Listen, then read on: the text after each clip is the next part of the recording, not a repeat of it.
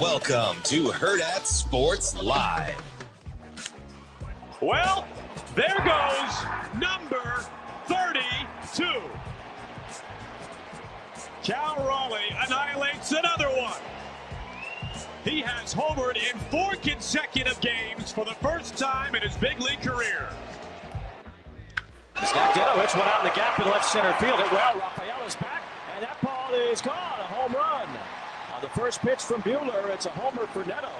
It's homer now on 2 pitches in his last 2 at-bats. Driven to right, Judge his steep retreat. Gone for De La Cruz. Triple single homer, his team leading 18th. He has erupted tonight. It's 5-1 Cincinnati. Swing drive. That one rifled to right center. It's another 2-run homer. Driven to right. Fraley in steep retreat. Leaps up the wall, makes the play. A great glove by Fraley, and he robs Goldschmidt at the fence. Good morning. Welcome into Hurrdat Sports Live, presented by Centris Federal Credit Union. That's DB and Ravi, Lulla here at Hurrdat Sports Bar and Grill. What's up, DB? How we doing? Oh, we're doing terrific. How are you? I don't believe a word of that. I can tell by your delivery, but we're gonna get through it. We'll be all right. That's neither here nor there. We'll be all right. Sometimes you just I'm trying to be like Coach Rhule. I'm trying to be adaptable. I'm trying to pivot. We're working on the camera. We're working on the cameras, guys. I understand it's not how it usually looks. We're gonna figure that out. Yeah, nobody hates this more than I do. Yeah, I know. Yeah. I mean, yep. But it's fine. We'll figure it out.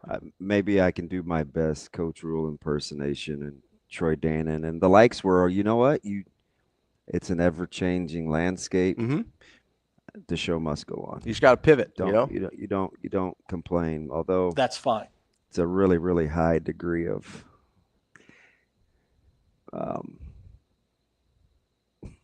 it's just not a very smart move.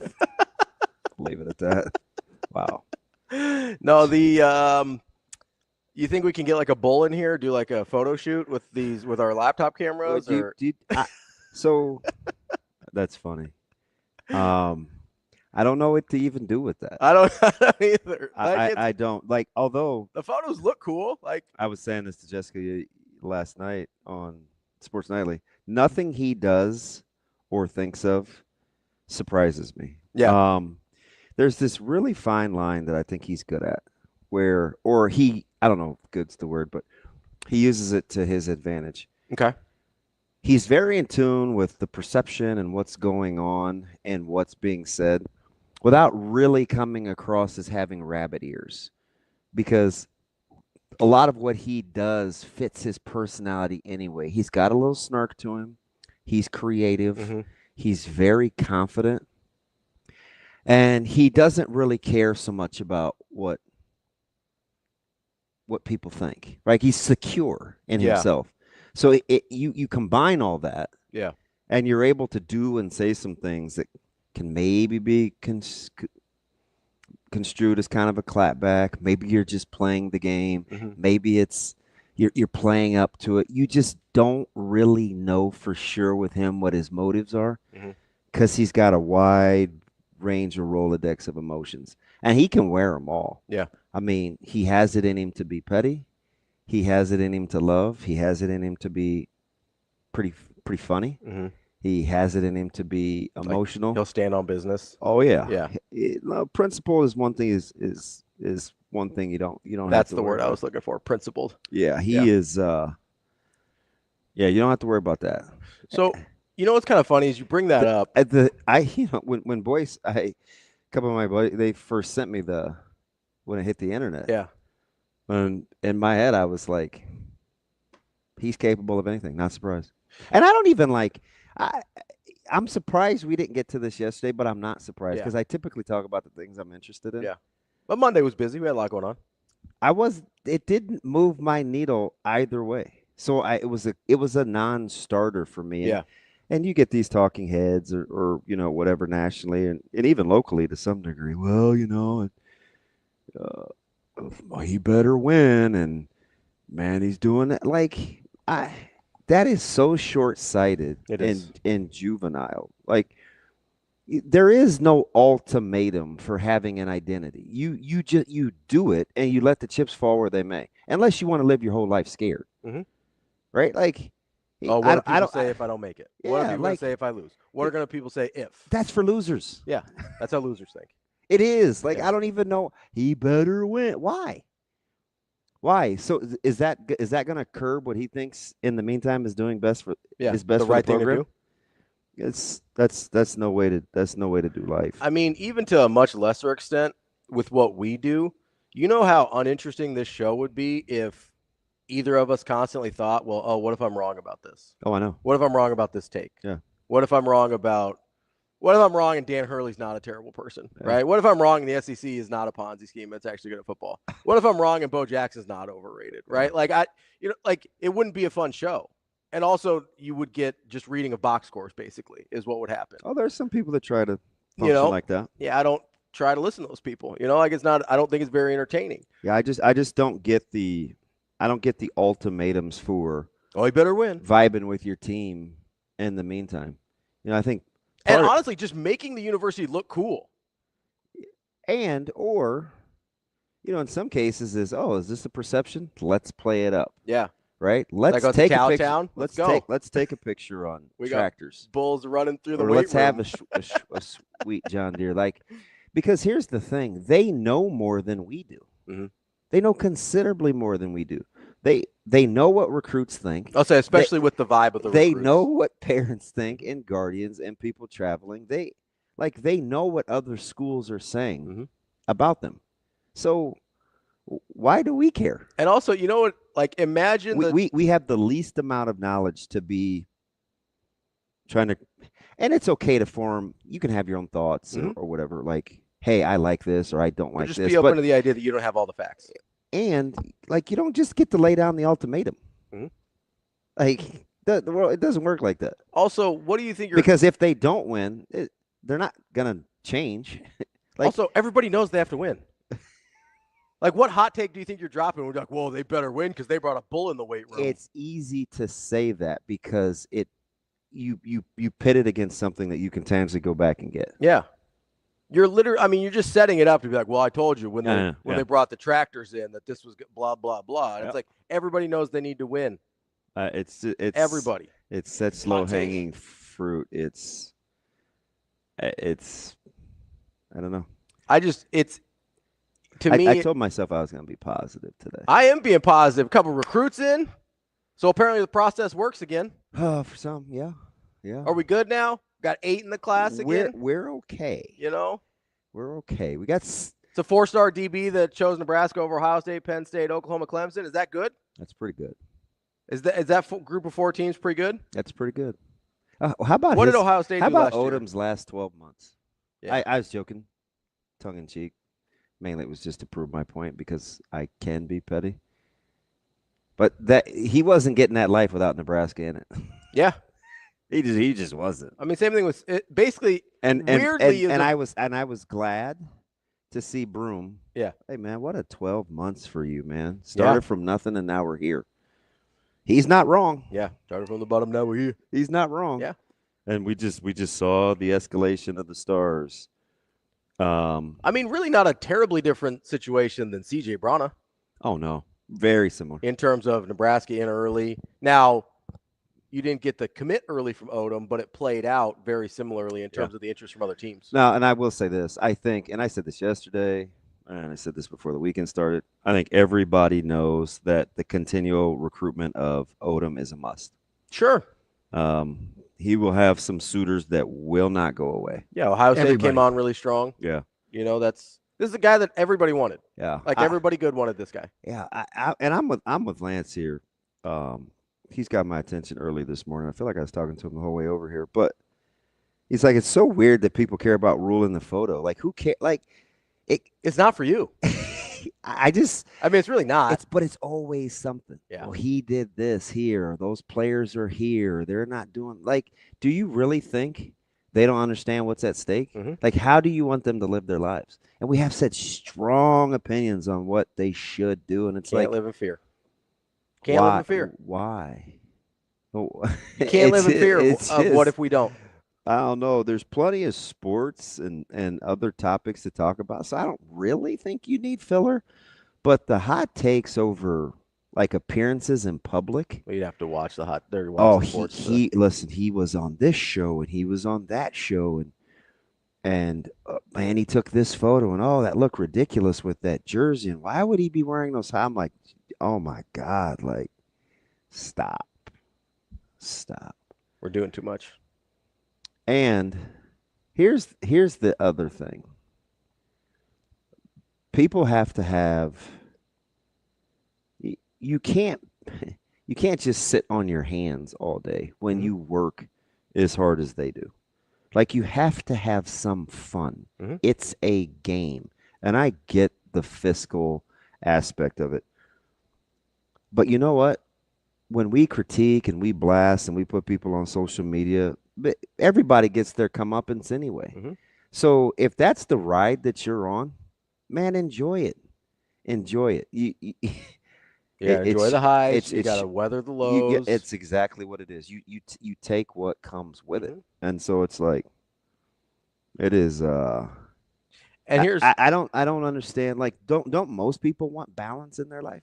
And here's the thing for me. Like, I don't even care that. By the way, did you sleep well last night? The photos, I slept okay. We good. That the photos and the appearances and all that stuff. Maybe some of those are for me. Some of those aren't for me. I get that. Here's the thing that I'll ride with Coach Rhule all the time, because he's been very, very consistent about this, among a lot of things. Like, he's very consistent in general. But one of the things that he's always been very consistent on since the day he got here was advocating for the university and the state of Nebraska. That's what the appearances are. That's what the photo ops are. Like, he is letting you know. Because how often have you heard? I know people think this is a joke.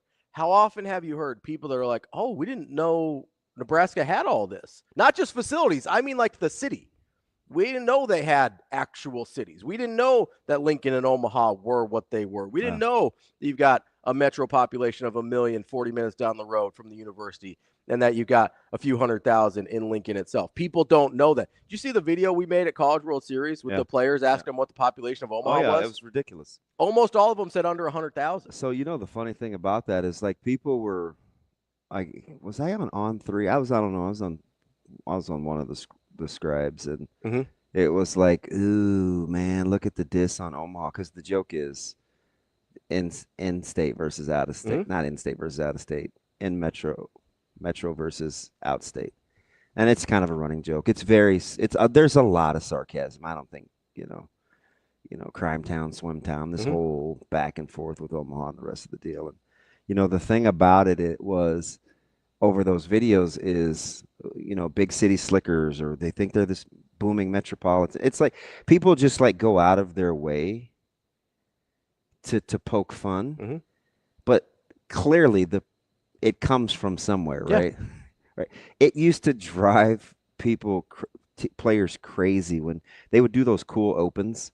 When there's only a handful of national games every week, and inevitably you'd get the tractor shot of the cornfield, and plowing, and we would have so many guys that weren't from here that would be like, man, it's not even really like this. And the coaching staff and TO would say, hey, it's part of the fabric. Like, you just you got to ride with it. This is part of sustaining the revenue and the state's product. And so there was always this well talked about balance, but it was intentional. Like, this has been going on for forever. Yeah. And fortunately, people that recruit against Nebraska, especially when you get to the Browards, the Dates, the Los Angeles, the DFW area, people use Lincoln against Nebraska all the time.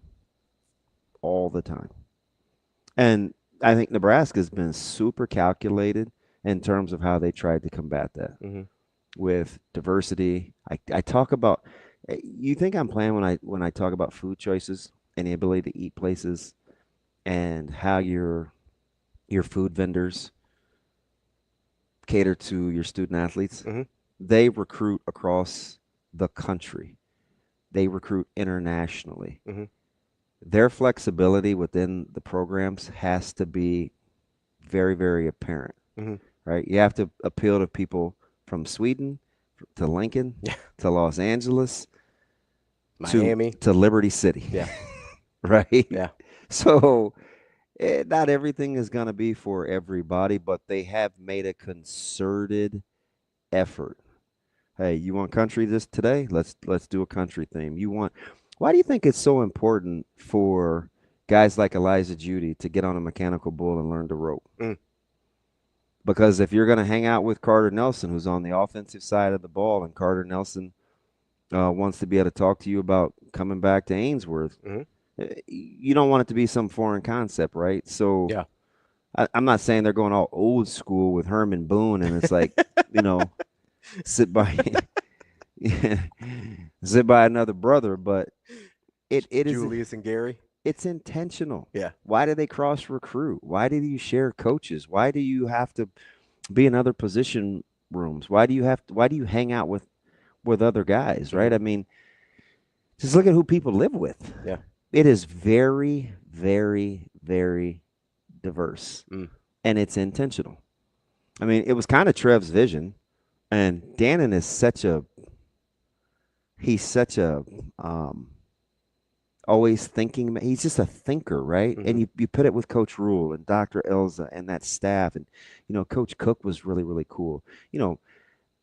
Manning being such a lifelong learner, his evolution to cater to multiple kinds of student athletes over the tenure of his career has been nothing short of fantastic. Do you think like 8 years ago he would have brought in an AJ Ferrari? No.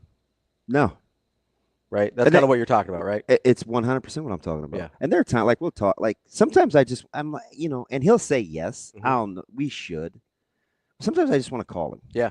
Just be like, hey, like, this is out there. I don't want to have rabbit ears, but let's talk about this. Let's talk about why this is important. Yeah.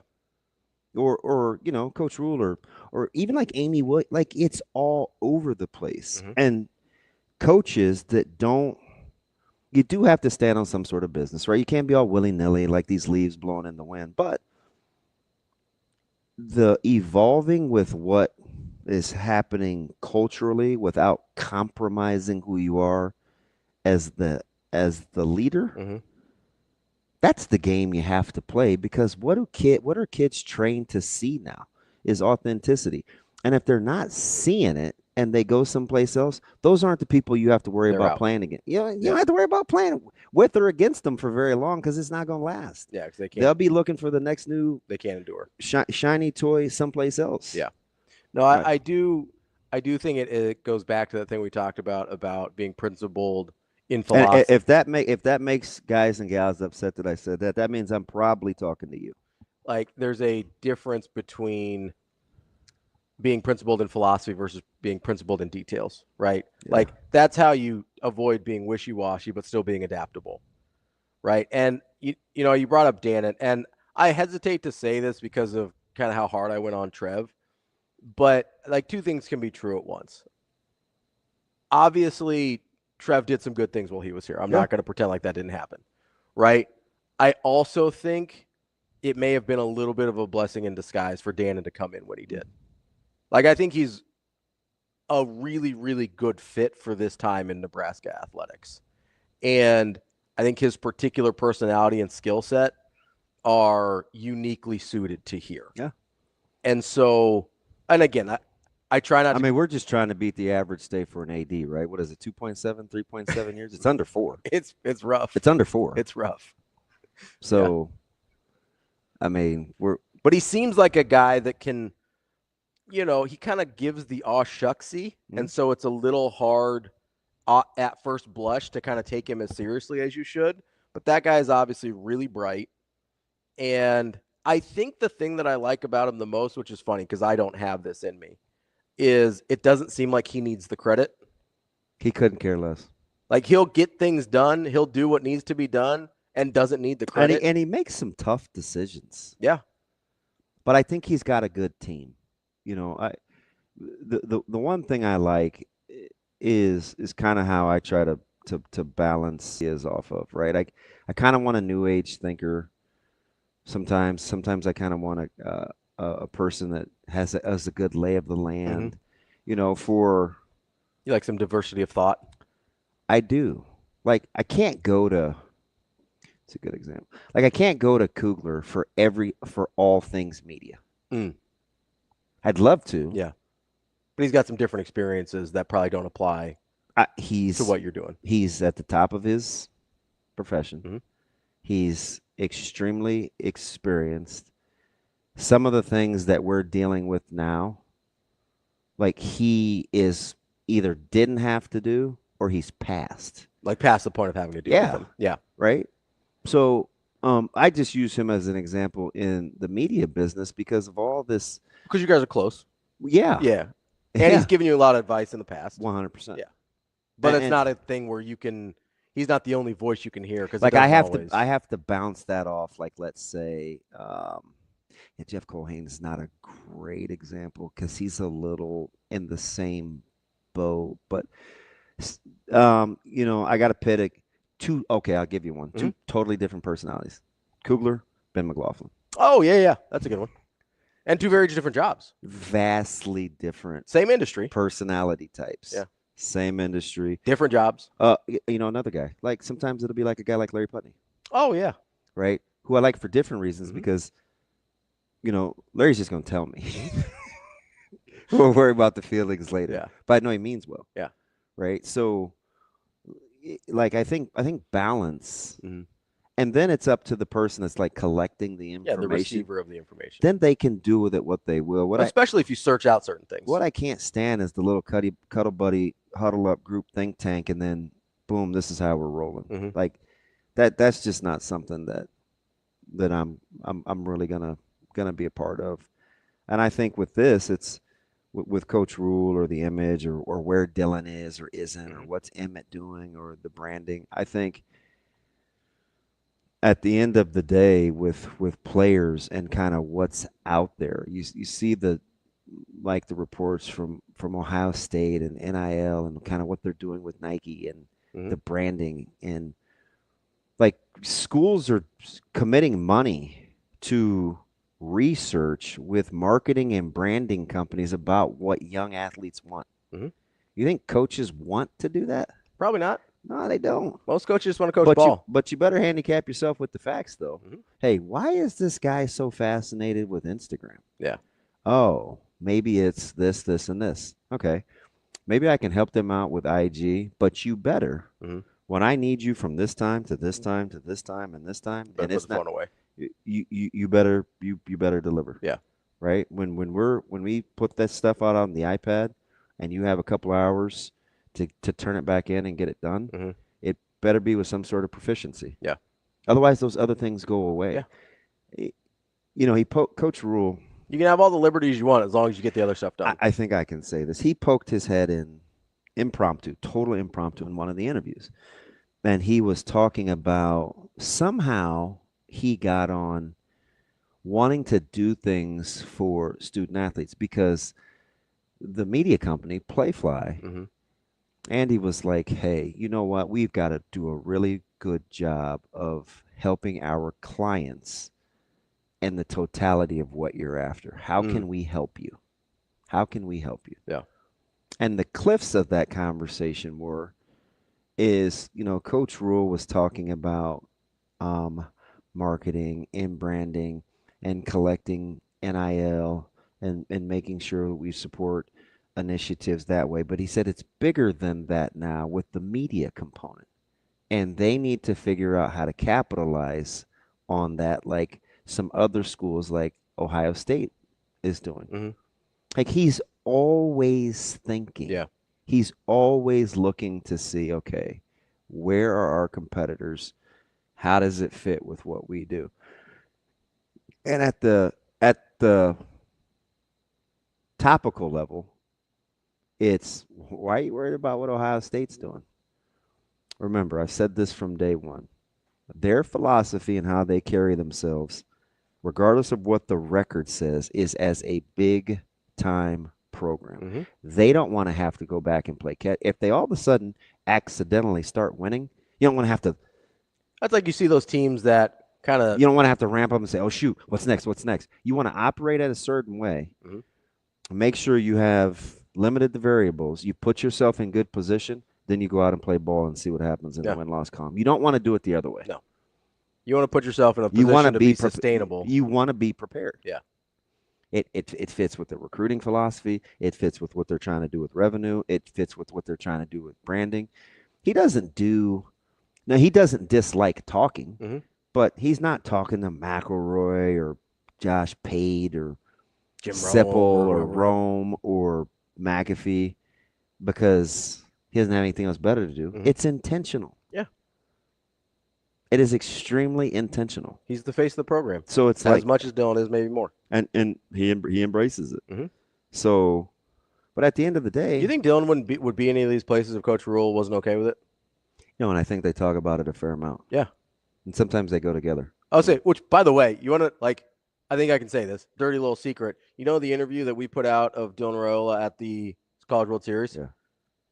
Coach Rhule was standing 10 feet from him. Right. It's not like he doesn't know where he is. Yeah, he's well aware.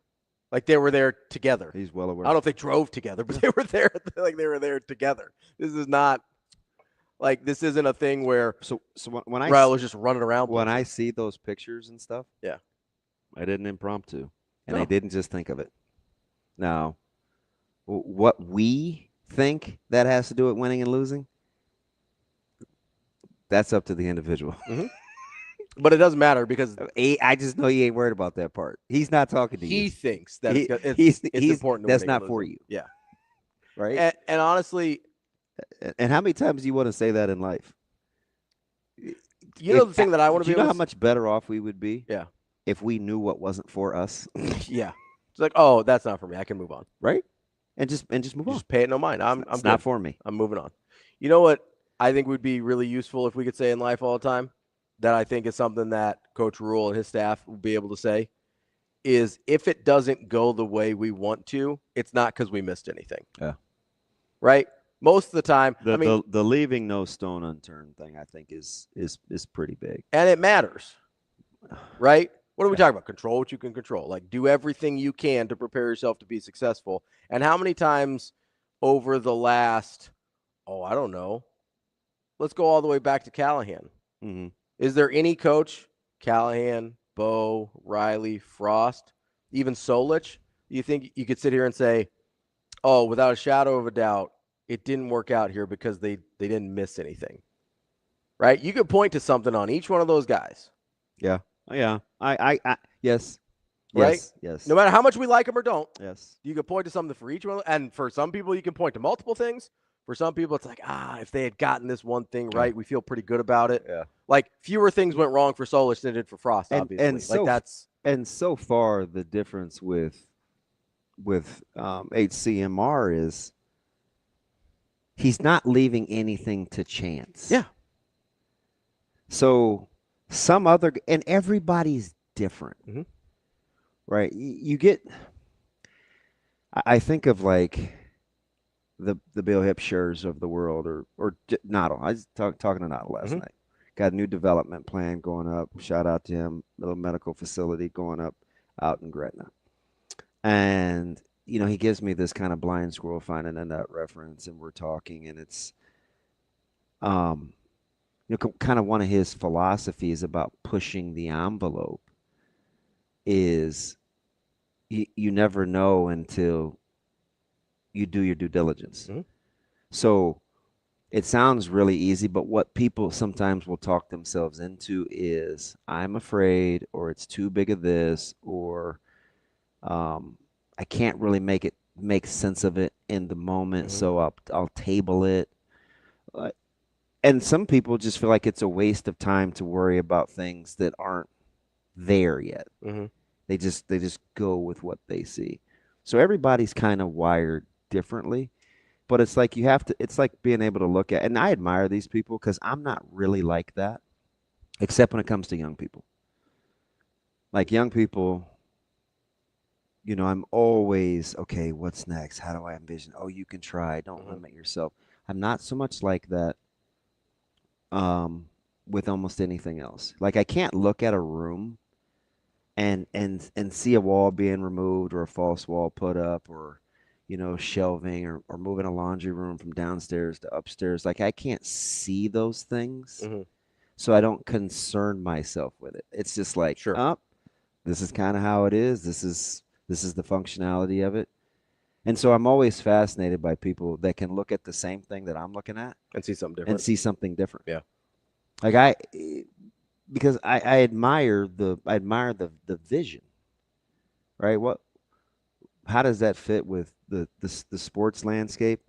Well, I gave you 5 skill guys, including Raiola. I could give you any 5. What intrigues me by that? Well, maybe this guy's not going to be a Z. Maybe he's not going to play X. Maybe he's going to come out of the backfield. Maybe he's going to be an inline tight end. Maybe he's going to be in an H-back, right? Mosey. Right? Yeah, with Mosey, right? Mm-hmm. Put him in the backfield. Yeah. I'd put him in the backfield, right? Bring up with Harburg and Lindemeyer, like the tight end room in general a lot. Yeah.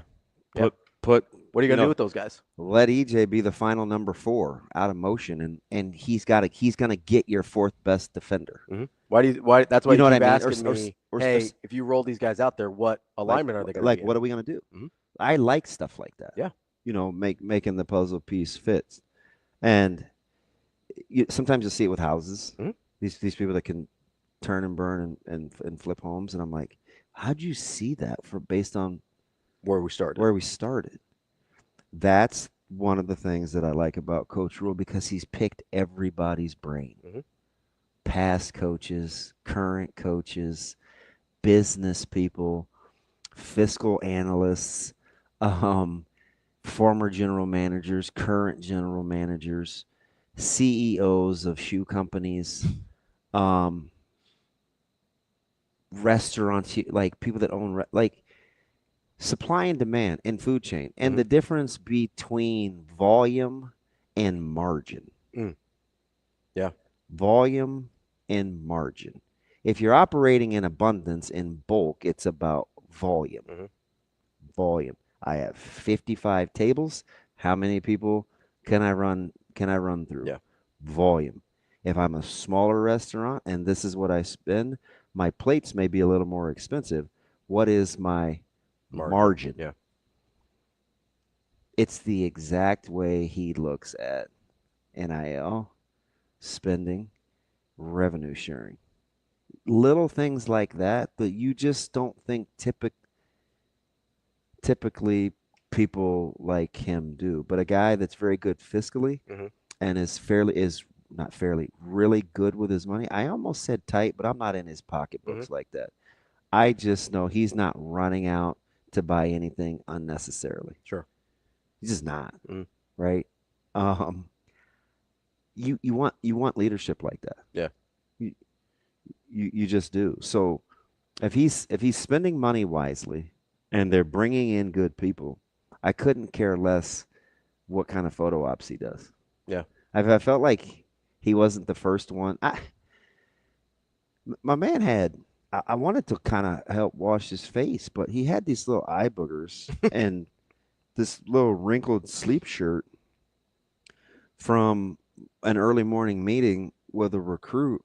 And I'm just like, you didn't have to come straight from the office. You could have just run home or go down to the locker room. Or my man wanted to be early, but it's just like, I'm cool with that. Like, I know you'll lay it on the line. Yeah. So I don't.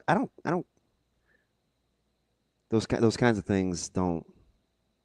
If you weren't working, it would be different. Yeah. It would be different. But I don't know, man. I just get the sense he knows what he's doing.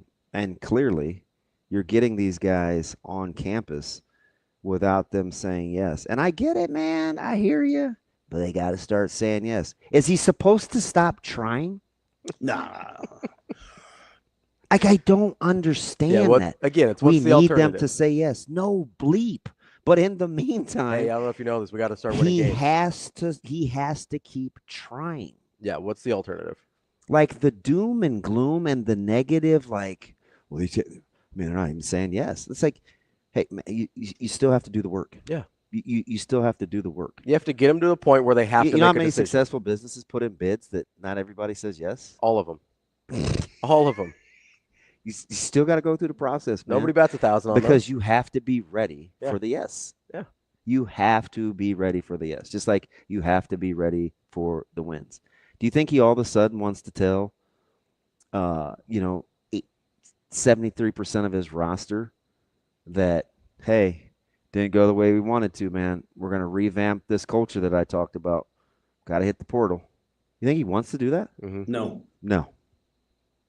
So you're gonna give yourself every opportunity to make sure that the development plan is in place. You've constructed the roster a certain way. It is intentional, and you're putting a premium on needing to win football games. Mm.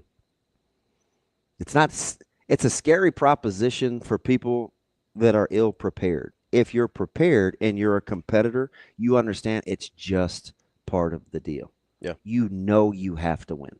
Yeah. That's the given. It's not some, ooh, I'm fearful of it. You embrace needing to win. Because they want to win more as much as you do.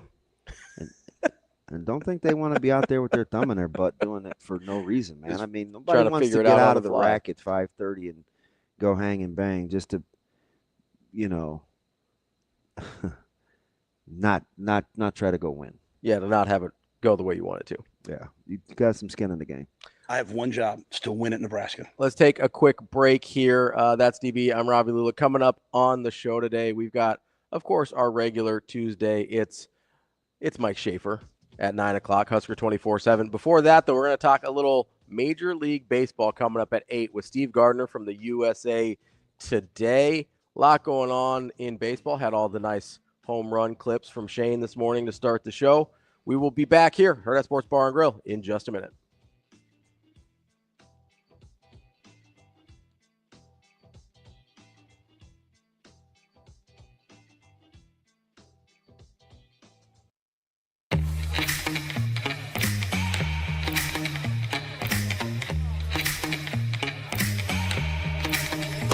Give me that cheddar, we getting Rico. Big money rolls like burritos. Give me that hot sauce, no pico. Give me that.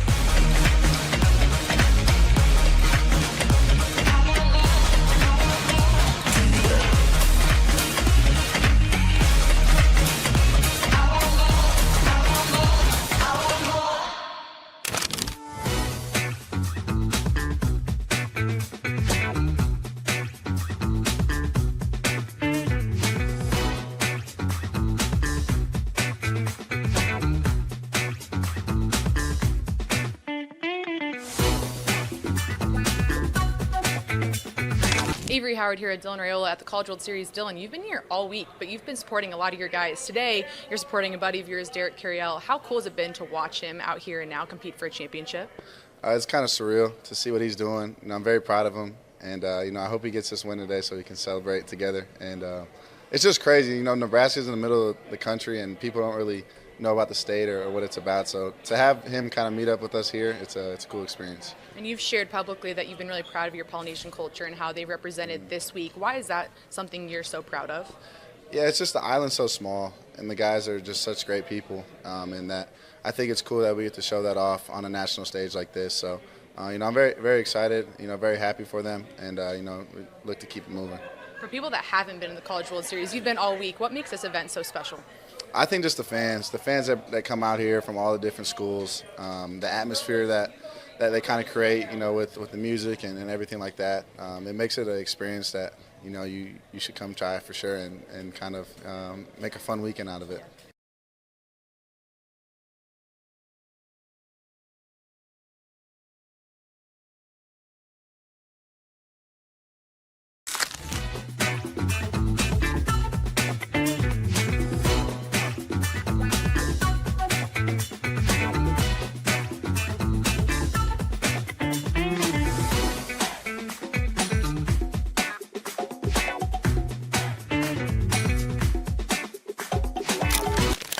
Imagine your first dream home and the feeling of walking inside for the first time. With Centrist Federal Credit Union's First Time Home Buyers program, you are at the doorstep of bringing your vision to life.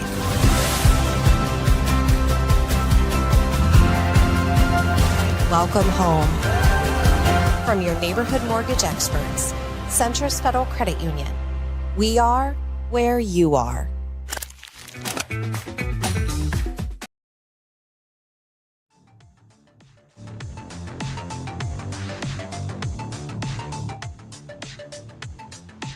You're listening to Hurrdat Sports Live. When I was on my interview to Lincoln, the person who was driving me into Lincoln, I asked him, you're a sports fan? And said, yeah, of course. He was a Chiefs fan. And I asked him, I wanted to do a little recon mission. Are you a Huskers fan? Yeah, I've been a season ticket holder since the mid-'90s. And he was telling me all about his experience in going to games at Memorial Stadium. And one of the first things that came out of his mouth was how much he loved listening to the games and listening to Greg and understanding. He never met Greg, but understanding the role, sitting next to Greg as he was calling games, because he made it feel like it was this communal experience. And that's, I realized the outpouring of love that Greg has had in his tenure in 17 years here, but you truly understand the impact that Greg had, but what this role means to a lot of people around this state and to the entire family.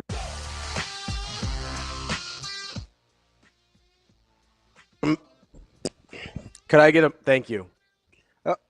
How is that on my man? It's fine. It's fine. It's not his fault. Welcome back, Hurrdat Sports Live, presented by Centris Federal Credit Union. Remember, got a little rain going on this morning. Make sure you keep those eyes focused and straight ahead on the road. It can get a little dicey out there. Make sure you're paying attention. Don't get distracted. This message from the NDOT Highway Safety Office. That voice you heard was Kyle Crooks, the new play-by-play voice of Nebraska football. DB, I know you were involved with interviewing some of the candidates. And elbows deep. You were able to get down there for that, which I'm glad you were able to be a part of. What I'm hearing a lot of people talk about this, and we don't know anything really as the general public. We don't know anything about Kyle Crooks yet, right? I mean, we know he was in Florida for 8 years. That's about all we know, right?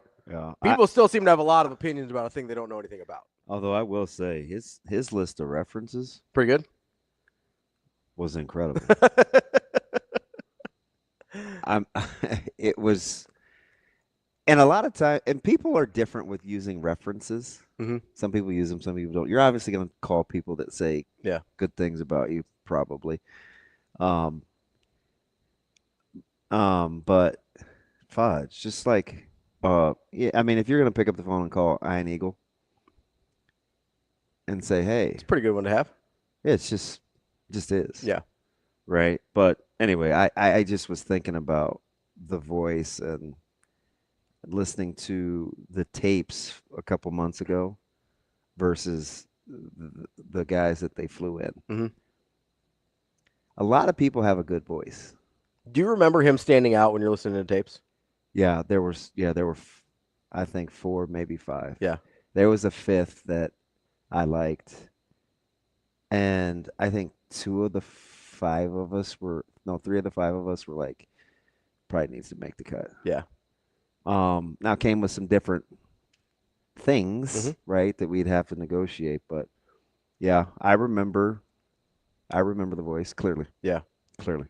What man, we don't have to get too into the weeds here. Oh, you can talk about what you want. But like, what kind of stood out to you about Kyle as opposed to the other kid? Because you brought up. Are we talking about just his voice or in the interview? No, I mean like the whole process, right? Because like you said, a lot of people have a good voice, so it has to be a lot more than that. Like a lot of people can call a game reasonably well, although I do think it's harder than we give it credit for sometimes. But there had to have been more than that, right? I'm sure this is a pretty big job. I assume there were a lot of qualified candidates. Yeah. Like what kind of stood out about him to you? So if I'll keep it a buck. I think the number one thing was I felt like he would be a good teammate. Oh yeah.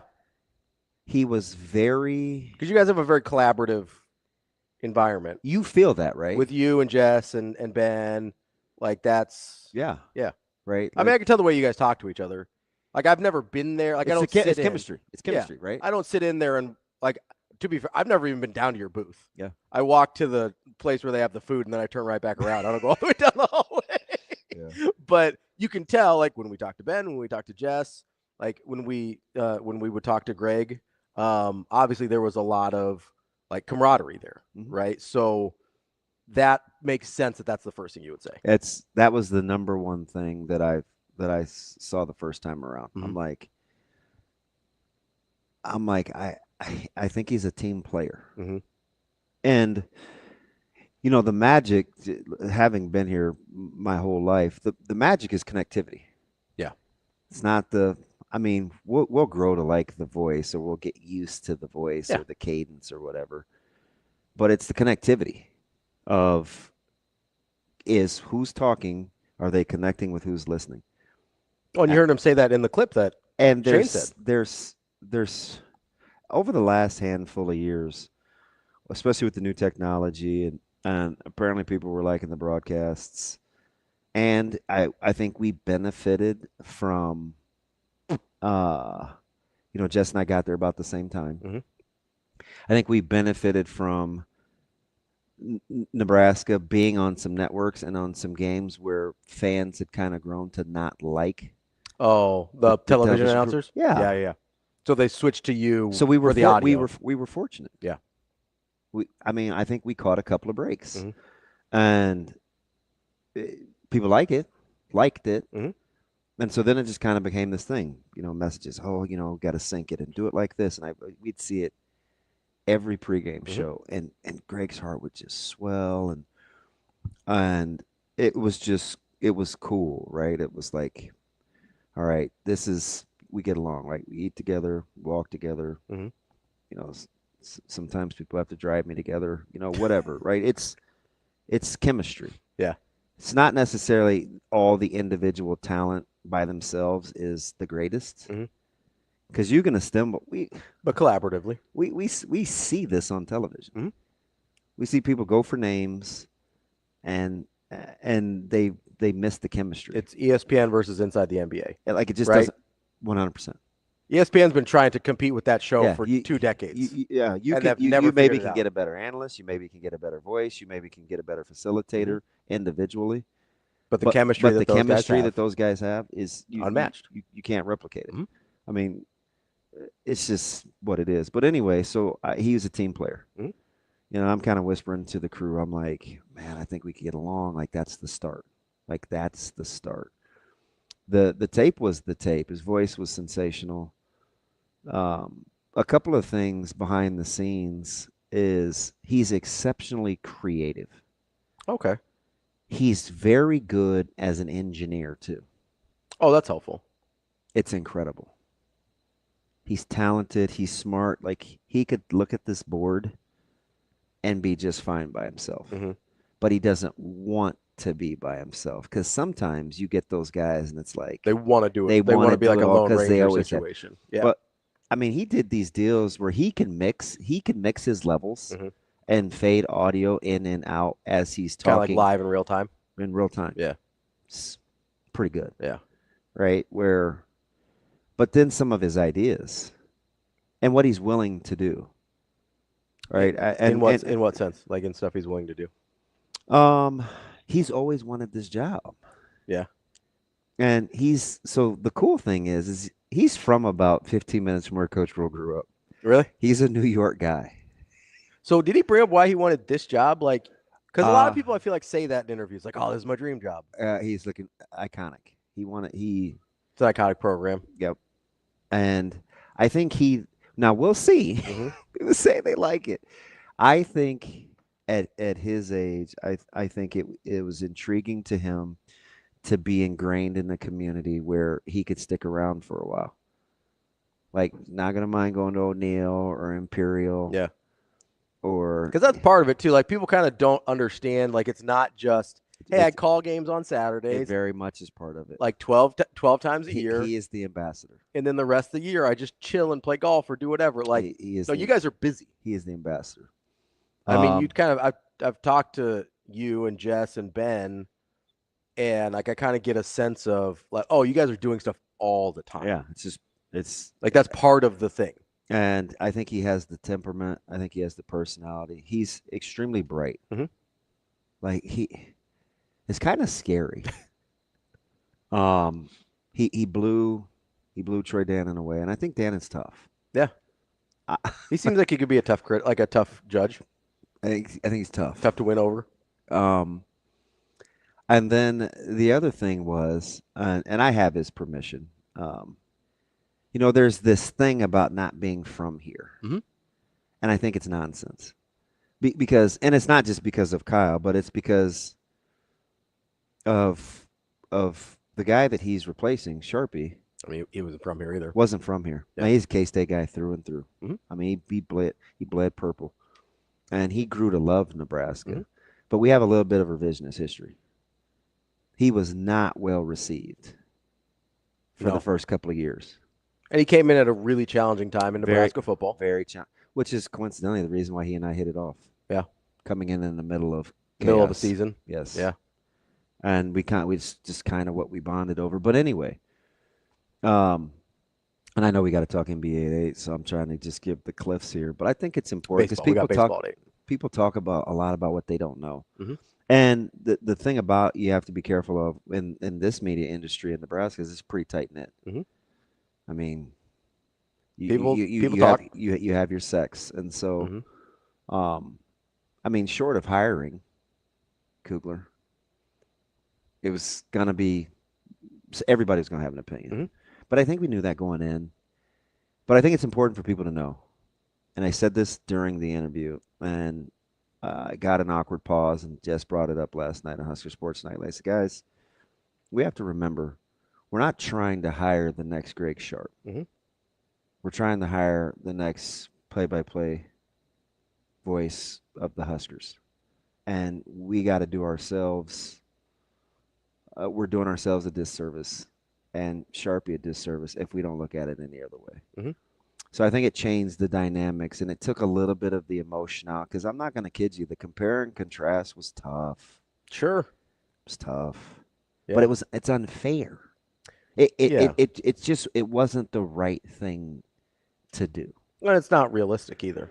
And I do think, I think it was Andy or Jason, one of the two, from PlayFi said, guys, because contrary to popular belief, there's a lot of discussion. And it was, hey, we got to remember something. The fan base is extremely knowledgeable, and they understand. It's not like Sharp was fired. Mhm. We're not replacing anybody in a contentious situation. And I do think that matters. Yeah, and that wasn't even I think it was it Andy? It was one of the two people smarter than me, clearly, but both play fly guys. And like, hey, I think that's important. There will be some. I'll use the word grace. Yeah, a little bit of grace. And so let's not be detoured by needing to be perfect. Mhm. And that was also freeing. Yeah. So when we're talking to Kyle, and God bless Ben McLaughlin, I'm kind of like I said, Jess is very malleable, Mhm. easygoing. You kind of saw it during the spring games where she was like, Right. "Oh, we'll figure it out." She can just go with it. Mhm. I'm a little of both. I have some OCD components, but at the end, because I'm cheering for a positive outcome, like I can endure. You'll adapt. Yeah. I can endure. I don't enjoy Even it, if it's not your preference. but I can endure. You'll figure it right? out. Just being part of a team, like it's Mhm. just what you do. And Ben's kind of the muscle. Mhm. So I think as he's kind of watching this deal, he's like, listen, man, I only have X amount of time. I'm going to get my questions in. Mhm. And I was terrified. No, I was. He'll tell you. He will tell you. Yeah. One of the first things he said is, how do you handle criticism? It's a big job. People are going to say things to you. They're going to say things about you. Can you read about yourself on social media? And I hadn't even finished my salad. I'm like, oh my It's gosh. like, we're coming in hot. We're just talking about why this guy loves Edger and James, and now Yeah. Kyle's response to that and his poise was incredible. Mhm. And he talked about connecting with guys out in tractors or doing harvests or needing to run their kids to a sporting event because he understands the sports landscape in the state of Nebraska. His homework that he did was he was talking about our segments during broadcast, and he was calling them by the correct name. He'd say, hey, when you guys do the 5th quarter and you throw it to Coatney when he does the scoreboard updates, some things that I've seen work are, or, hey, maybe when we get down to the field to do X, Y, and Z, we can do this. Then we can fill. We can do a play. His command of what we do was incredible. He knew more about our broadcasts and Husker Sports Nightly than I do, which maybe isn't saying much. But even Jess was like, oh, my God, this dude knows me better than I do. And so you know what his greatest fear was? What's that? It wasn't whether he was good enough for the job. This almost broke my heart. But I'm soft. He's like, I was worried about fitting in. He said, you can feel your guys' chemistry. That's what makes the show. Oh, so he didn't even fitting in the state. He meant with you guys specifically. That's interesting. The state, he feels like he can manage. He can manage that. And it was just cool. And Ben was really honest. He said it bothered Sharpie. He didn't. He said he didn't always handle it well. Yeah. And I mean, first couple years were rough. But we talk about it. Yeah. And it's like we fast forward to the end like it was always rainbows and butterflies. And it's just not. And it's kind of like my Amir Abdullah thing. Yeah. At running back. Like we think we fast forward to the finished product, and so that's what we're looking for, and we forget how we got there. Yeah. And it's like, remember, we weren't enamored with him coming out of high school. Why does everybody that we recruit have to be this, and this for it to pan out? It's not always like that. People assumed that guy was going to end up as a defensive back. So I'm like, yeah. And I don't know. I think it's important, and you'll see some. We can't implement everything that he wanted to do, and we're not making like wholesale swaps. But there'll be some subtle things that he suggested where we're like, I mean, one of the ideas was good enough for me to reach out to Coach Rhule in the interview. It just made fun of me for hijacking the interview, but I was like, hey, before we kick this can down the road any further, let me just see if is this even possible? Yeah. And I said, hey, I just need 30 seconds. Yeah. Just give me 30 seconds. I'll meet you out in the hallway. I'm with Playfly. And he said a couple of things, but he ended up coming over. And he ended up coming in the interview. And I'm just like, if that isn't a sign, I don't know what is. Because he didn't want to be involved in the process at all. And he wasn't, but he did make a pit stop. That's DB. I'm Ravi. We'll be back with Steve Gardner from USA Today, talking a little Major League Baseball here on Hurrdat Sports Live. We're in the neighborhood, just down the street. With a wide variety of home equity products to help you create a relaxing oasis. So you can kick back and relax in comfort. Centrist Federal Credit Union. We are where you are.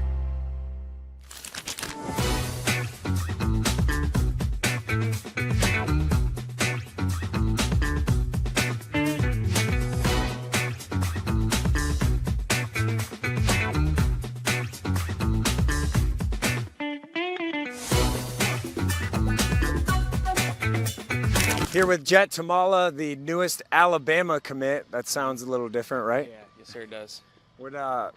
Why Alabama? I mean, I just felt the trust and support from their coaching staff, even while I was committed to Iowa State. I mean, I have all good things to say about them too, with everything I went through with them. And it really came down to the wire. And then, I mean, just the opportunity I had. My goal and dream is to go to the NFL, and I felt like Alabama's the place that could do the best for me.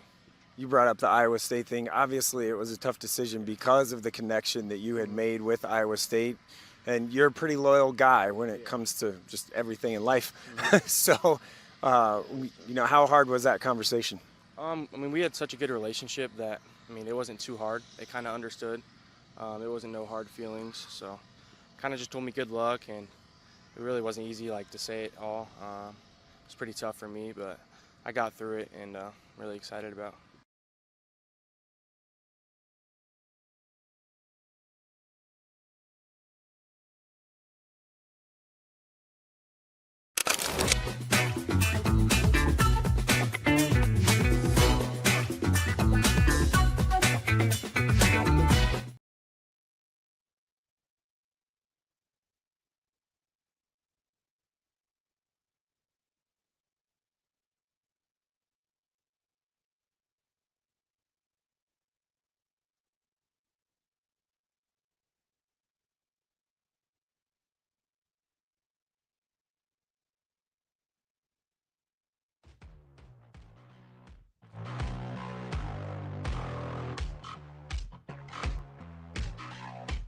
Welcome to Hurrdat Sports Live. Here's the 2-1 pitch. Blaine sends a fly ball to right field. This is pretty well hit. Walker's going back. He's at the wall. He leaps. It is gone. Line drive, right field, deep off the bat of Parker Meadows. Watch that one fly. Score! Here is Rafi, who skies one deep into left field. This thing is way back, and it is, gone! Over the red line. It is out of here for Devers. Welcome back, Hurrdat Sports Live, presented by Centris Federal Credit Union. That's DB and Ravi, Lulla here at Hurrdat Sports Bar and Grill. We are joined now by Steve Gardner from USA Today. Talk a little baseball. Steve, how are you this morning? Good, Robbie. How are you? We're hanging in here this morning. I'm gonna start because I want to take the ammo away from my partner Ravi, who is a Red Sox fan who has done a 180. He was hating the Devers move, and now now he kind of understands it a little better. When you look at how both teams are positioned in respective, the Giants and the Red Sox, relative to the Dodgers and the Yankees, how quickly will you be able to assess that move in the short term? Well, it's certainly in two different leagues and chasing two different teams. I think really the Red Sox needed to make a positive move, and I don't know that you can figure in any way that taking Devers away from their lineup is a positive one from a baseball standpoint, maybe from a clubhouse standpoint, but yeah, the talk that this is going to make the team better this season that they're trying to spin in Boston just makes absolutely no sense at all to me. So right now, I think the Giants are a team on the upswing, and the Red Sox are a team that, despite the fact that they're still at that 500 level, they're definitely on a downswing, and they've lost 3 in a row. So I do, just to play devil's advocate here, is there any validity, do you think? And I tend to agree with you. I don't think this team's going to be better for having lost Rafael Devers, at least not, like you said, on the field. But can you make any argument about, hey, part of the reason they'd struggled so much this year was blowing leads, ninth inning, like blowing a 1-run lead, blowing extra inning games, worst bullpen in baseball, getting a couple arms to help them out? Like, could you see an argument where that makes sense to say, hey, the lineup could take a hit, especially if they maybe make another move, if they go and get some help for the arms? I guess so, but I mean, Kyle Harrison went directly to AAA, Jordan Hicks on the injured list. So it's going to be delayed gratification, if anything. And, it's one of those where you're still going to need help. Like you said, they're still going to have to make another move.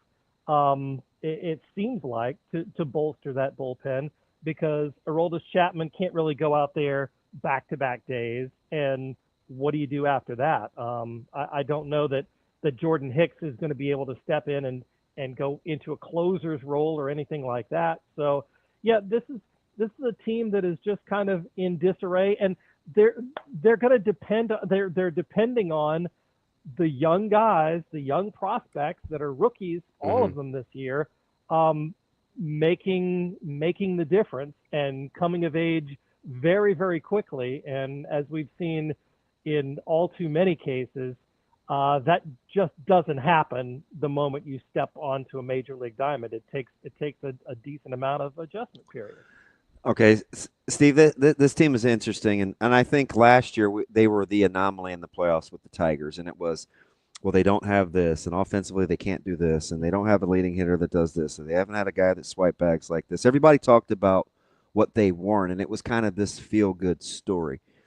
You fast forward a year, and they're clearly the best team in their division, and they aren't looking back. They're better than they were a year ago. How, given their offensive approach and kind of what we see with advanced metrics? Yeah, I think the Tigers are a really interesting case study, because if it weren't for some injuries that they had earlier in the season with Parker Meadows and some of the others, allowing playing time to open up for guys that have really helped fuel them this year. And Spencer Torkelson has been one of the better hitters, better power hitters in the American League. Javier Baez has come in and been a spark plug. Who saw that coming?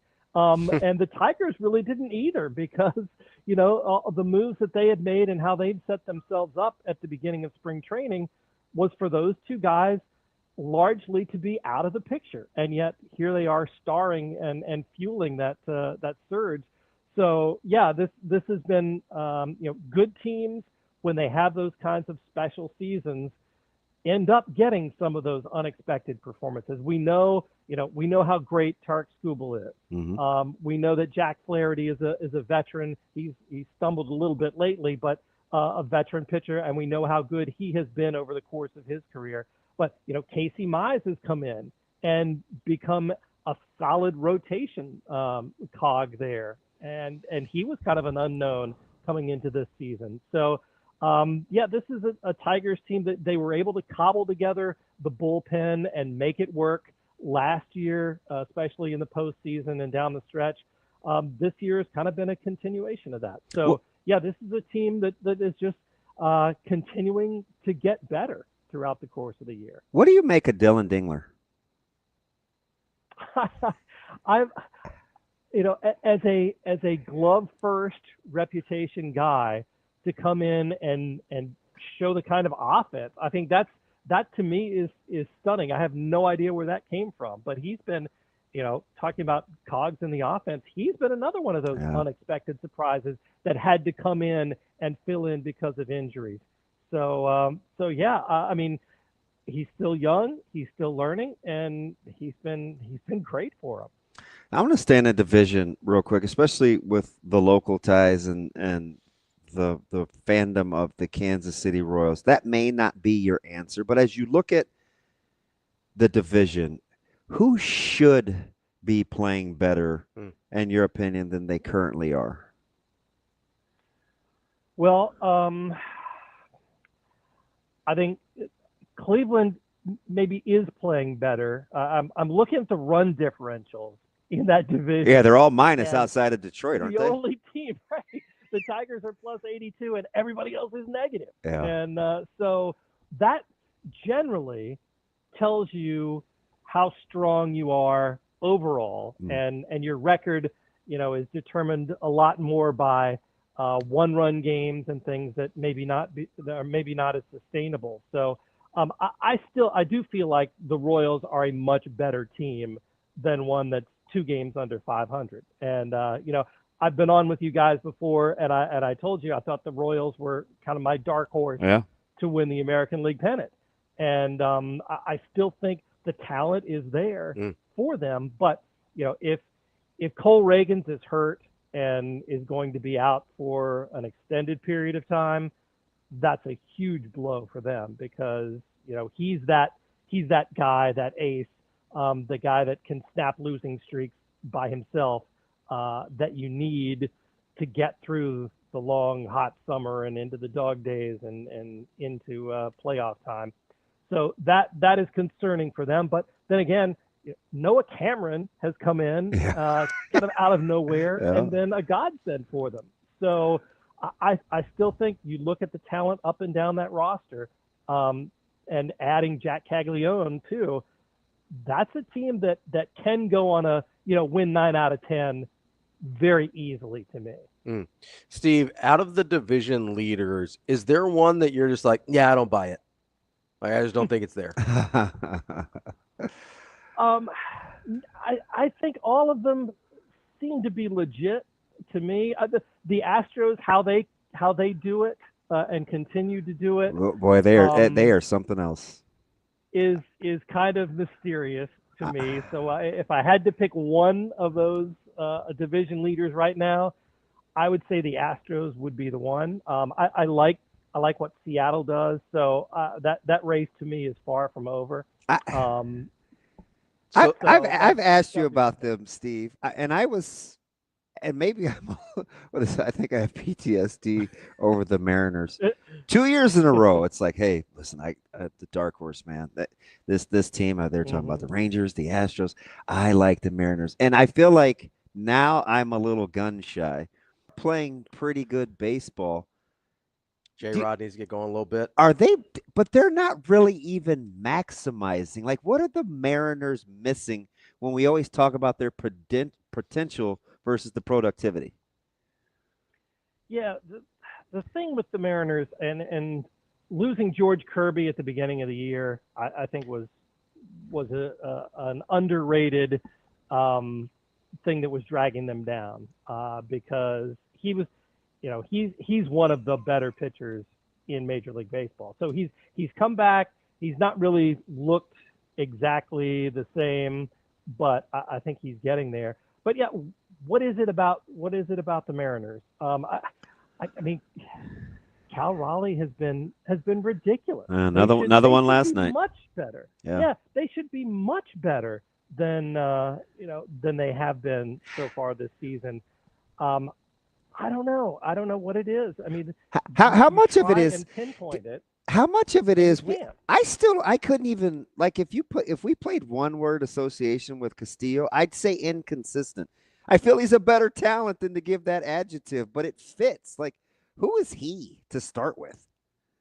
Yeah, that's a great question. I think one of the things, there was talk at the beginning of the season about the Mariners maybe having Castillo on the trading block. Mm-hmm. And that was, I think, just to kind of maybe test the waters, see if other people had a higher opinion of him than they did after seeing him for a few years in a Mariners uniform and getting the same kinds of results.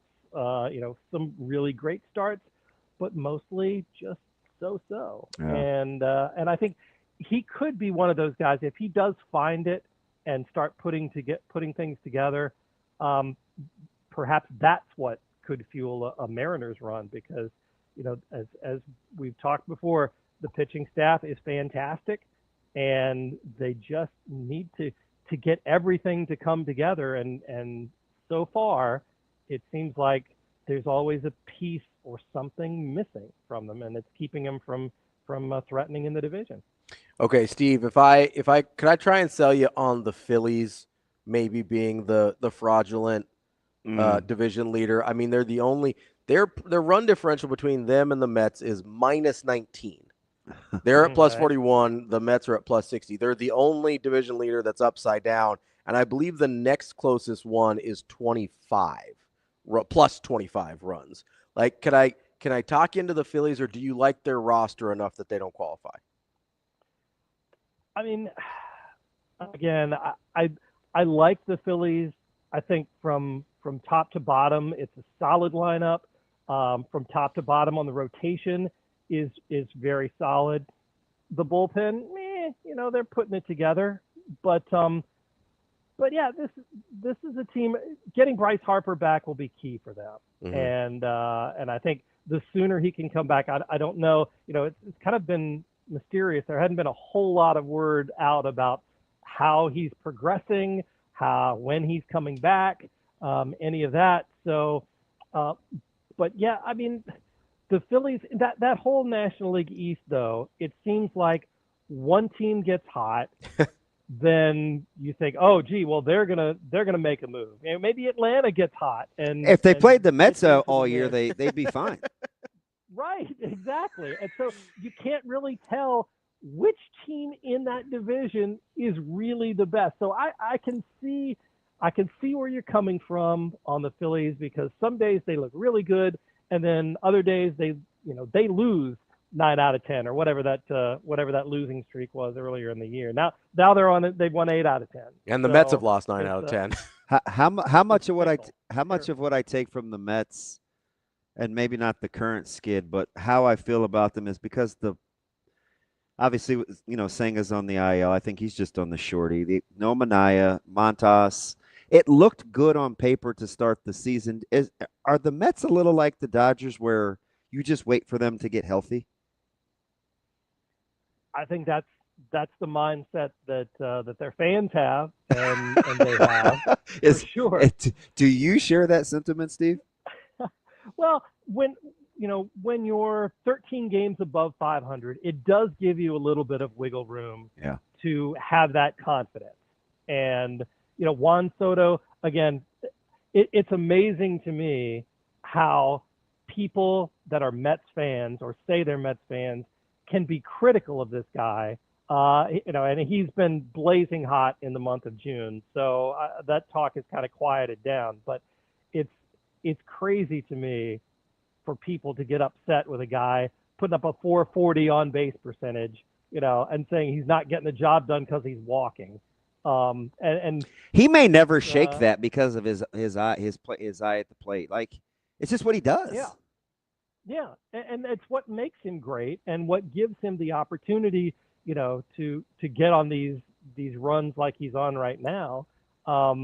Because it seems like he never gets, he's always locked in no matter what, even if he's struggling a bit, making contact, hitting the ball into double plays or whatever. He's always locked in at the plate, and he's just amazing to watch. And I'm a huge fan, obviously. So yeah, that's a team that if they can get everybody back and get up to full speed, could be very dangerous come postseason. I thought you may say the Cubs, only because, their run differential is crazy at +90, and when they score, but do they have enough punch for you, or do you not really worry about that with how they defend and can pitch it? I'm not concerned at all about the Cubs offense. I think that maybe the starting pitching is the biggest concern. The Cubs are somebody, that bullpen, I think, though. Yeah, that too. So in terms of teams that need to make a move to solidify themselves for the stretch run and for October, the Cubs have to be, I think, at the top of the list. They need to go shopping. They need to bolster the pitching staff, and just the way that the offense is performed, you can say, thank you very much. We have no concerns whatsoever, and let's address that pitching, because if they can do that, then we could have some interesting playoff matchups with the Phillies or the Mets or the Dodgers or whomever. The Cubs are a legitimate contender if they just get a little bit more on the mound. Who would you play the long game with to be more a thorn in the side of the Cubs, the Brewers or the Cardinals? I think the Brewers. The Cardinals, to me, just seem to be kind of smoke and mirroring it. The way that, they don't really have a superstar on offense. They don't really have an ace pitcher that can give you, 8 innings or something like that when you really need it. I don't know. It's one of those, they're playing well as the sum of the parts, but I don't know if that holds up for an entire season. So I would say the Brewers, just because they've been there. We've seen them do this to several teams in the past, make it to the playoffs, figure out a way, and I think the Brewers just are a better, solid team, top to bottom, than the Cardinals are right now. Steve, we're about halfway through the season. Do you have an under the radar MVP? Under the radar, everybody, here's the thing, everybody under Aaron Judge and Shohei Ohtani is under the radar. Fair. You could be having the greatest season. Just briefly mention Cal Raleigh. Yeah. What a fantastic season, breakout. All the projections now, if he continues to hit home runs at his current pace, he would top Aaron Judge's American League home runs record. He would hit 66 after going deep again last night. I think that's where he's at. So yeah, phenomenal offense and defense. Any other year, he could be a unanimous MVP if there weren't someone by the name of Aaron Judge playing in his league. So that's one. And then in the National League, Pete Crow Armstrong, again, where did this come from? And I'm as shocked as anybody just looking at what he had accomplished. You know, we knew he was fast. We knew he was good on defense. Had no clue he would be this great on offense. Power, speed, everything. And to me, if you're looking at runner-up right now in the NL MVP race, it's pretty clearly Pete Crow Armstrong. Yeah, I got one because he's a thorn in the side of the goddamn Dodgers. Yeah. Man, Ramos in San Francisco is a really good baseball player. Clutch. I mean, hitting. Isn't he something? He's pretty Yeah. good. And you talk about a guy that flies under the radar because I don't think people realize how good the Giants are pretty good. I always check my rear view mirror, you know, just because I know they're an object that's closer than they maybe appear. And I think those guys resonate with Posey, man. That's a good baseball team. I'm really impressed with what Buster Posey's done, what the Giants have done, and you know, obviously, getting someone the quality of Rafael Devers when the Giants have for years tried to play in that deep pool of superstar talent and almost got Aaron Judge, you know, maybe almost just got Shohei Ohtani. Some of those other guys, Carlos Correa, you know, all of those guys just sort of didn't make it, and when it looked like it was possible, now they got their superstar in Rafael Devers, and that I think is a huge lift for them, gives them a big bat, and then once Matt Chapman comes back and this team is fully healthy, it's gonna be fun to watch, because you talk about the Dodgers rivalry with the Padres and how heated that is. The Giants could turn up the heat as well on the Dodgers, and maybe, you know, even more of a threat to them than the Padres are. There's only three divisions that have four teams with 40 wins. I get people would see the West, and I get people would see, you know, the AL East. But in the Central, do you like the Reds? I don't know what to make of the Reds. I really don't, you know, because I got a little bit excited about them. Was it last year? Or was it the year before?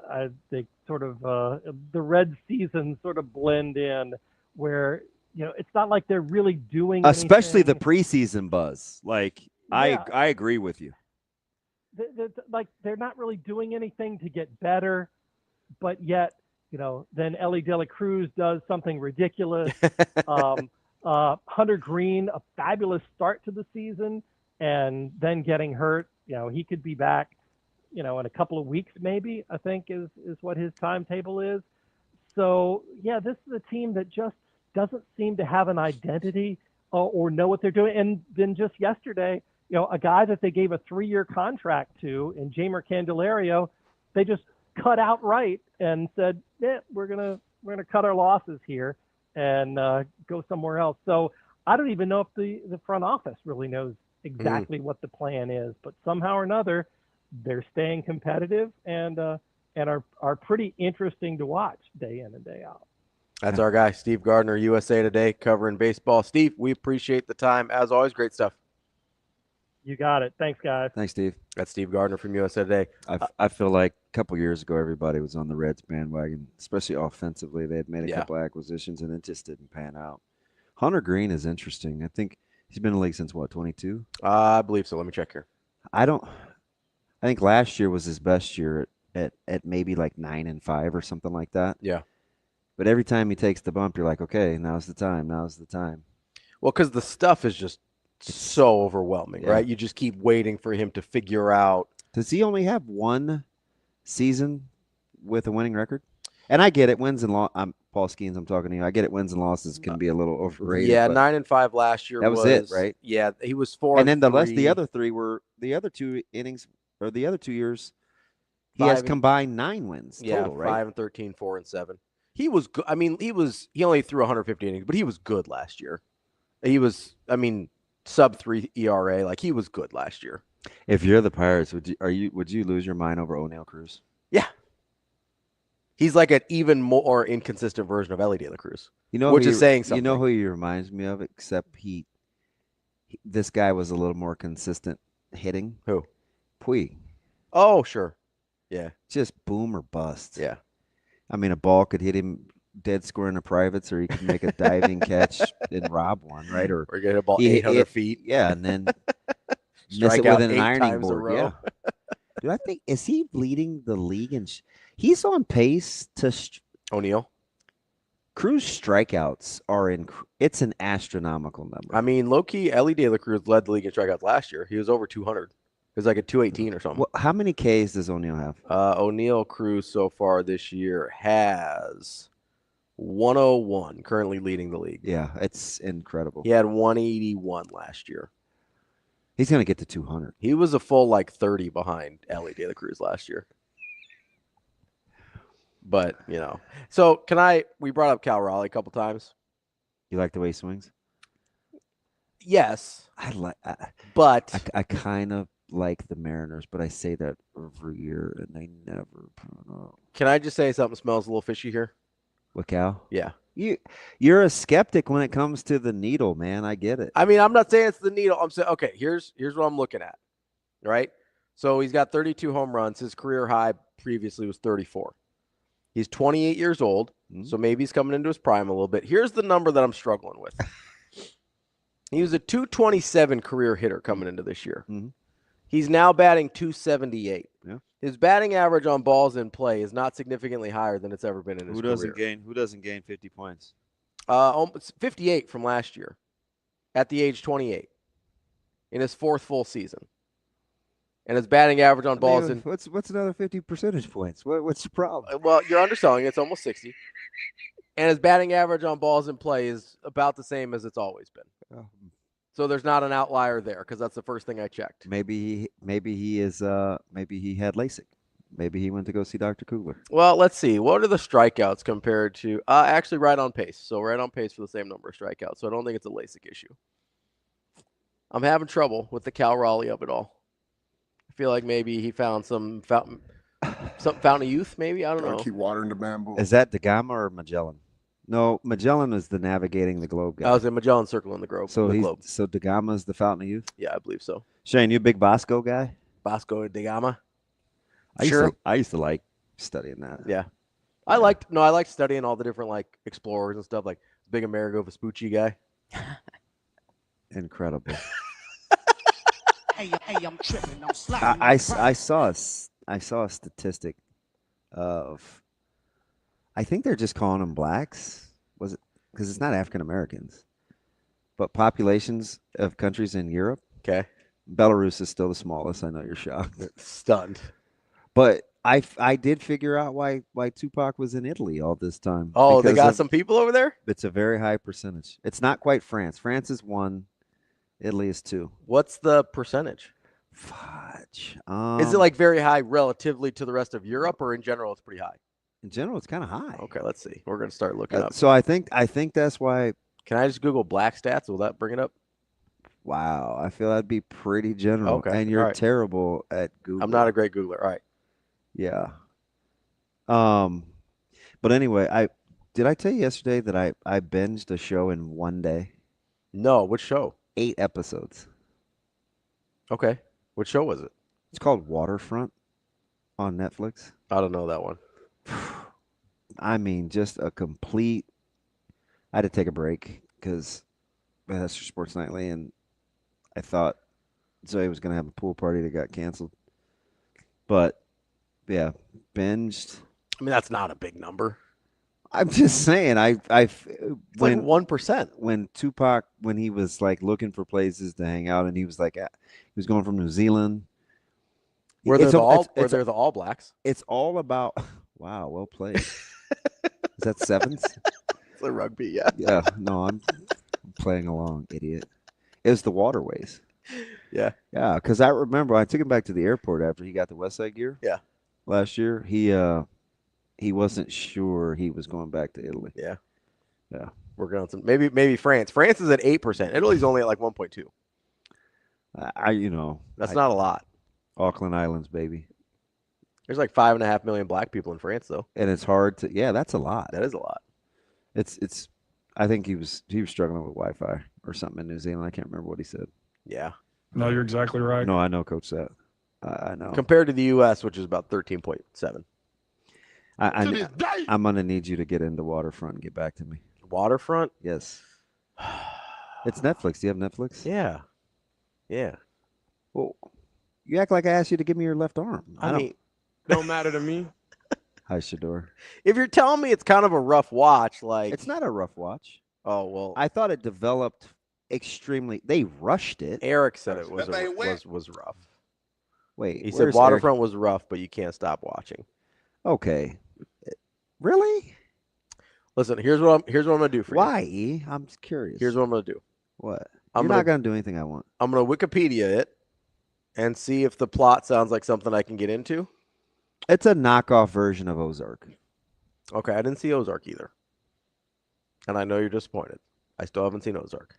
No, I've laid some duds. I am in the judgment-free zone when it comes to not seeing things. I still have not lived down Field of Dreams. Apparently, that was a hot take. I will say I've seen a lot of the clips of Ozark on TikTok, and it does seem kind of up my alley. It's fantastic. You know, drugs and money and gangster stuff. It was a little rushed, but it was pretty good. I could not. We'll see. Now that the sports calendar slowed down a little bit, maybe I'll find my way back to television. Yeah, play some catch up. Got some stuff to get to. Hey, we were talking about recruiting earlier with J. Rhule and Odem, mm-hmm. and I puts him at 7.5. Oh yeah, Eric. Oh, okay. So the violence was a bit much. Yeah, Eric might be kind-hearted. It was. There were some things where I was like, they did not just do that. I mean, it doesn't bother me. So I don't think it was okay, let me. You don't think it was like excessive for what they were the story they were trying to tell? I don't. Unnecessary. Okay. I mean, Inglourious Basterds is one of my favorite movies, so I'm probably okay. That was on last night. Did you watch it? No, of course not. Dude, it was like 12:20. Like that's ever stopped you? Yeah, but I didn't know if I needed to think. All right. Do you need to think? Not really. Yeah, I wasn't. It's mostly just about killing Nazis. It's fine. You and TK. I'm trying to.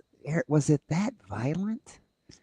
I think when people died, it wasn't just like, oh. More or less violent than Peaky Blinders. Significantly less. Okay, I'm good then. I'm good.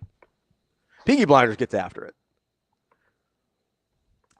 They get after it. There's some stuff. There's some rough stuff in Peaky Blinders. Spoiler alert. I think I know what the couple that he's talking about, but yeah. Oh, thank you, Stephen. Fought in the youth with Ponce de Leon. What did Gama do? Was he the map guy? Or was that Magellan? That was Magellan, I think. Who's the topographer? I thought that was Magellan. I don't know.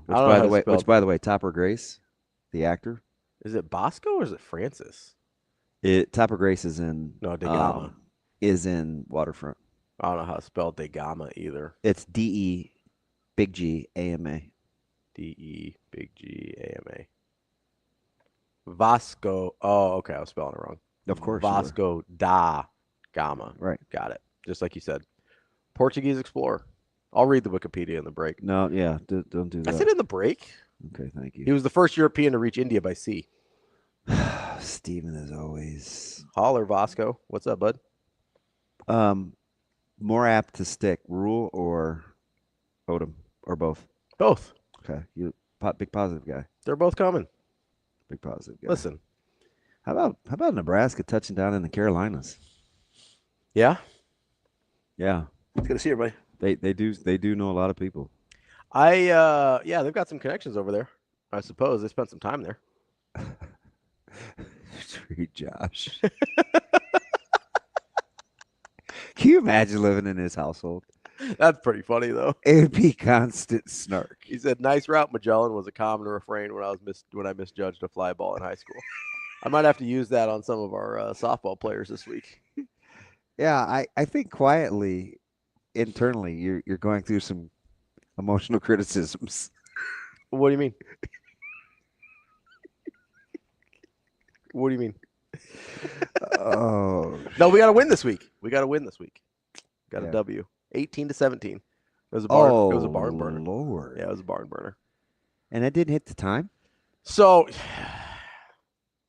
can I just say, so we're playing in the lowest rec league that exists, right? Yeah, like D-Rec or whatever. It's F, I think, but yes. Okay. We are deep in the rec league. Jeez, man. And we are a lot of our players have not played bat and ball sport before. Okay. So we're doing our best out there. We've won a couple games. Our umpire, who was a lovely man, he was very nice. I appreciated him. So we're up 3 after we get the last out of our inning. We're the home team. And he goes, all right, there's 12 seconds left. Let's start the next inning. I kind of like guys like that, though. 12 seconds? It was beeping before I walked back out for the inning. Who was home team? We were home team. Oh. So we were up 3. Yeah, he's got a wrap. I was like, what are we – the next game – so we played an extra half an hour because, of course, they tied it in the top of the next inning, and then we had to win on a walk-off. But the next game didn't start a half hour late. I was like, bud, 12 seconds. You got to wrap that thing up. Just don't come out of the dugout when you argue. You'll be fine. No, it's cool in softball. It's just not good in baseball. Just don't argue balls and strikes, you know. Which, by the way, the NCAA needs to clear that up. Yeah, the NCAA has a lot of things they need to clear up, but the umpire, have they issued the new statement on what the ejection was actually for? It was they issued it almost immediately. They issued it in real time. I was just trying to figure out if it's not necessarily from the NCAA, but they need to get the memo to Schnall because Schnall was making it about something else.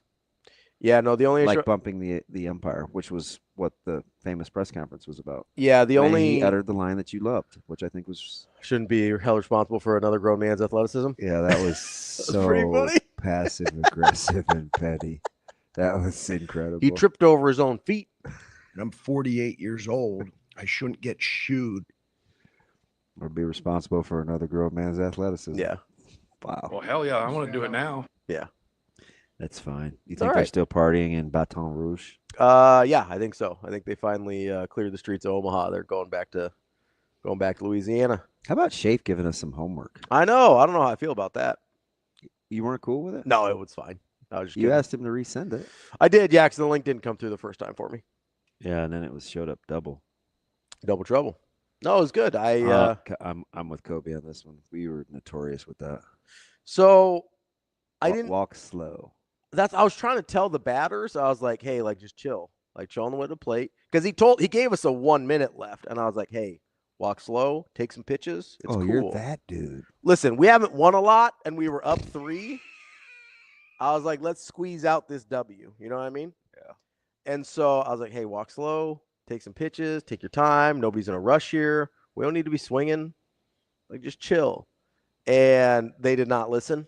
Execution there was poor on the stall tactics. I almost called time, but I didn't want to be that guy. Oh, wow. I almost wanted to be like, hey, I got to discuss strategy with my batter here real quick, but I didn't want to be that guy, so I didn't do it. At least you're consistent. What? About which part? Just petty. Well, yeah. Listen, incredible. DB, we haven't won a lot. I wanted to get that W. I'm with you. I was trying to squeeze out the W. I'm here for you. And it happened the long way. We got it done still. Our guy, Kyle, you like so much, our video guy. Yeah, he's cooler than a fan. He drove me in with a game-winning single, so we got the dub. Does he participate with kindness too? He's got a little more edge to him, but he's a very nice human. He is incredibly nice. He's a kind soul. He really is. Yeah, I rock with that guy. Yeah. You don't have to say, "Oh, Kyle, the guy you like so much." Well, you do. You love Kyle. I do, but it's kind of. Well, of. He's incredible at what he does. It's kind of between me and you. Oh, my bad. Didn't you used to buy those cards at Hallmark? Just the between you and me and you cards. Yeah. Yeah. The little watercolors. Yeah. I forgot about those until this very moment. Did you see my guys today? Yeah. Who do we got today? Okay, we've got a very clean shaven. I barely recognize EJ there. Yep. He's got a full-on beard. And then Addison. Yes. Yeah, that's appropriate for D-back and running back. That one was too easy today. Yeah, a little too easy. That's all right though. I appreciate it. You know who I almost brought today? Peter Carroll. Ooh. Surprise, surprise. Do you know why I almost brought Pete Carroll? head coach of your Las Vegas Raiders. I was on like the 5th loop of the 4-letter network late last night, and I was getting fantasy picks. Really? That's what segment I was on one of the 4 ESPNs. And they were trying to tell me that Ashton Genty could go anywhere from 5 through 9 in the fantasy draft this year. Does that seem high? Maybe, but maybe. Here's the thing, though, and I've kind of wanted to talk about. Maybe. I don't know if we have enough time here, but I've kind of wanted to talk about the rookie running backs and kind of their fits for a little while, because Genty is in like a really good spot. He is, and he is. I also look at the running back kind of from a fantasy perspective, and I go, okay, you want a guy, as much as anything, you just want a guy that's going to get a ton of carries. Right? Like you want a workhorse at running back, because the way fantasy points are lined up, it's just advantageous to have a guy that's I do actually think the Raiders would be good offensively. Well, and I think he's going to be a big part of it, right? They have good skill. I like Geno in that with I had to talk you into Geno once upon a time. I'm glad you like him now. Yeah, no, I mean, I'm happy for him. I'm happy that he stuck with it. I appreciate that about He Geno. said I'm happy for him. I am. And he got the extension. I appreciate that he stuck with it and it worked out. I think it was like, was it 273 or 2-year 75? I thought it was. I don't know. Whatever it was pretty good. 280. That's pretty like good that. paper. No, he got taken care of. Well, who else is in the discussion? Hampton? So Hampton's the other one, because I loved that pick real time. Like as it was happening, as the Chargers came up on the clock, I was like, Hampton ooh. with Harbaugh toting the mail, and Herbert. Like I think that's a really interesting spot. That's the one where I'm fascinated by and honestly, selfishly, because I thought in the moment it was a good pick, and so I wanted the Chargers should be good offensively too. Yeah, and Harbaugh. I mean, Harbaugh year loves the 2 running with back. some of those young wide receivers. I Yeah. mean, you were led by a rookie. I mean, So Harbaugh loves a running back. Yeah. Well, and just the running game in general, right? I feel like he can do some creative things there. So the thing about, I think Genty's going to be your workhorse, but I think Hampton might be the most creatively used. Well, what about Judkins? So those are the other 3 that I have are Judkins in Cleveland, Henderson in New England, and Caleb Johnson in Pittsburgh. Henderson in New England is interesting. Is very interesting. It's really interesting, especially with his head coach. Yeah, and Henderson can do a lot of things. Yeah, like he's a pretty versatile back. Judkins in Cleveland. I got to go back and run through their revamped offensive line again, because at the quarterback spot. So that's the thing. Are you going to have enough? They're not going to honor. Are you going to have enough of a passing game to keep anybody honest? Because you definitely will with the Chargers. Yeah, and you will in Las Vegas. And you should in New England. Yeah, you need somebody to develop as the guy in the wide receiver room. For New England. Yeah, yeah. But I think you like Drake May enough. I like Drake May a ton. And then Caleb Johnson in Pittsburgh, I think, is interesting. I don't think he's going to have like the gaudy stats, but he's an interesting guy there. I hope I like him. Yeah. I like KJ to begin with. But I've always hated the Steelers' run game. So yeah. But I do think with Rodgers. Again, Matt D. Marina is telling me I don't like any of your teams. I hate something else about my team. But their run game does suck. Just stylistically, you're not a fan. Yeah, it's just not very creative. Yeah. But it's how their offensive line is built too. So you have to stick with it. Yeah, when you get graders, you got to grade. Like I'd like to see a little more. Little stretch. Just outside zone, inside zone, athleticism, counter. I'll even give me some pin and pull. Yeah, give me something. Yeah, I don't want to get an I formation with an H offset H back and run toss. I do love a good pull scheme. Me too, but you have to have certain types of offensive linemen to pull it off. It's obviously predicated on what has to happen up front. For rookie back, there's a lot of good ones. I think there's just a lot of good ones. From a fantasy perspective, I do think it comes down to Genty or Hampton. But in terms of overall impact for the team, I find Henderson really interesting in New England. Their roster is interesting too. You think they could be a little I think they could Sneaky. be a little interesting. I like Drake May. I do too. And you're gonna have to start. Well, Campbell's got to start as rookie, right? You don't draft him or not start him. Yeah. So you'll go Campbell, Strange. Bradbury. And then I think Morgan Moses. I don't know. Maybe. Do you believe in Demario Douglas as a wide receiver? No. Iffy. At do you best. believe in Stephon Pink Diggs? I think maybe for a year. You can get what you need out of him. What about? Is that fair? What about Butte? I do love the Butte. I don't know if I don't know about Henderson, but they can throw it to him too. Yeah, and you do still have Hunter Henry should be fine. Ramondre, right? Yeah, Stevens. Yeah, so I don't know that. Like you're gonna split time there, obviously. I like Henderson better than Judkins, but I always have. So I don't. It doesn't have anything to do with Judkins being in Cleveland. I've gone back and forth on him. I think there was a point last year during the year I liked Judkins a little bit better at Ohio State. I think I came around on Henderson by the end of the year. You know what it was? It was in a draft prep when I was watching him just annihilate people on blitz pickup. Oh, yeah. And he was just smoking dudes. And I was like, man, I like this guy. How quickly would you, if you're in Buffalo, would you pay Cook? He's going to want to get paid. Yeah, I don't. So I think I don't know what to do there because I've kind of been on this pay running backs thing.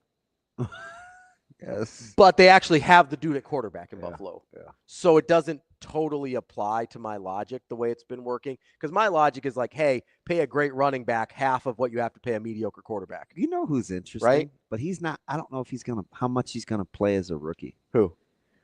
Brashard Smith in Kansas City is interesting. What interests you there? Because he's versatile and he's a home run and you can throw it to him and they're innovative. What's a you comp from what we've seen in their offense before to what you think he can be? Oh, well, so that's hard because is he different? The guys that I want to throw, the guys that they throw it to out of the backfield. Yeah, he's better than Allaire. Okay, and he's not Priest. Okay, right. So yeah, I don't know, Harvey Williams maybe. What about throughout the league? Maybe you remember, not just you remember Harvey Williams? I don't really.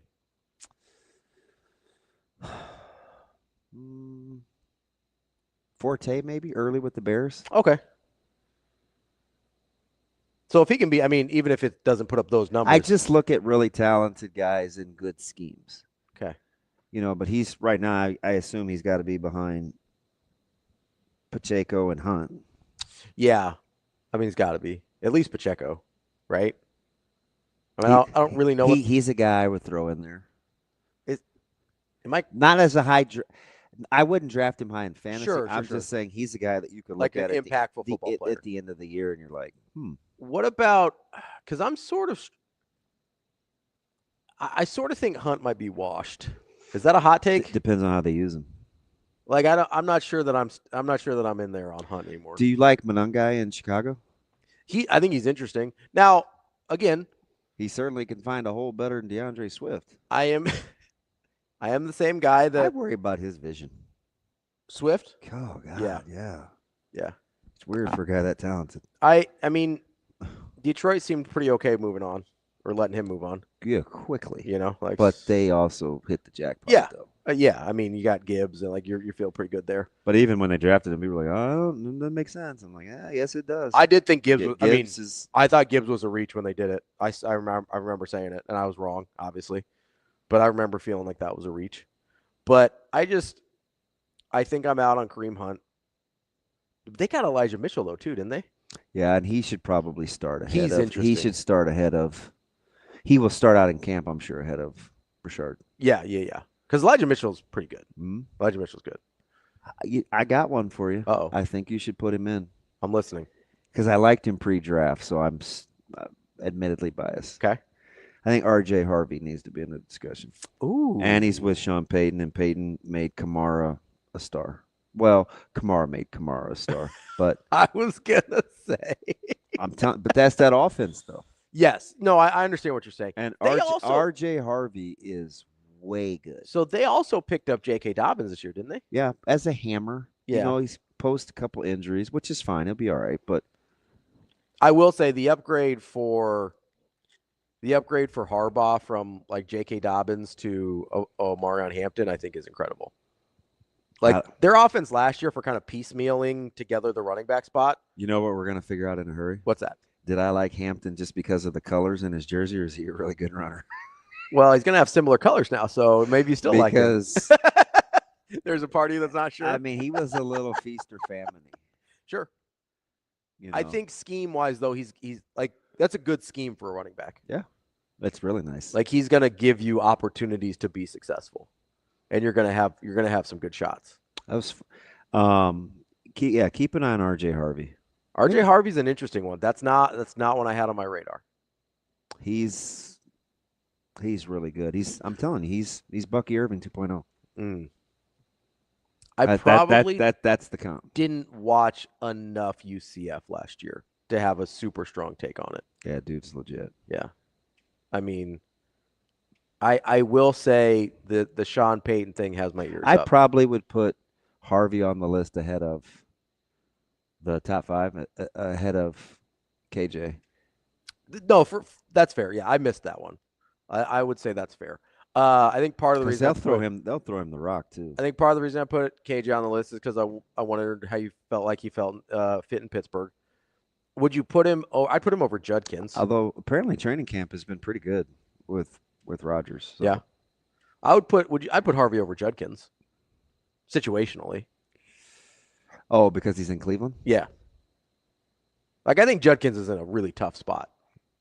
Probably agree. Like that's gonna be tough. I need to look at. I would say Harvey's kind of in the mix there with Henderson for good spot, good scheme. I think that makes sense to me. So left to right, the Browns are going to go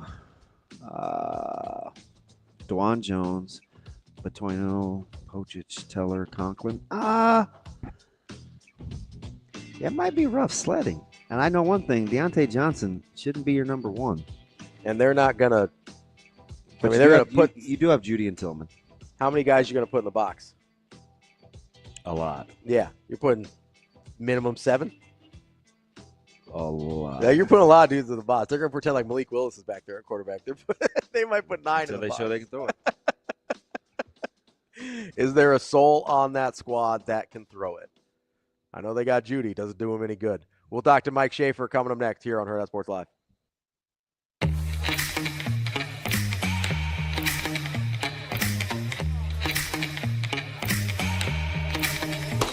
me that cheddar, we getting Rico. Big money and rolls like burritos. Give me that hot sauce, no pico. Give me that.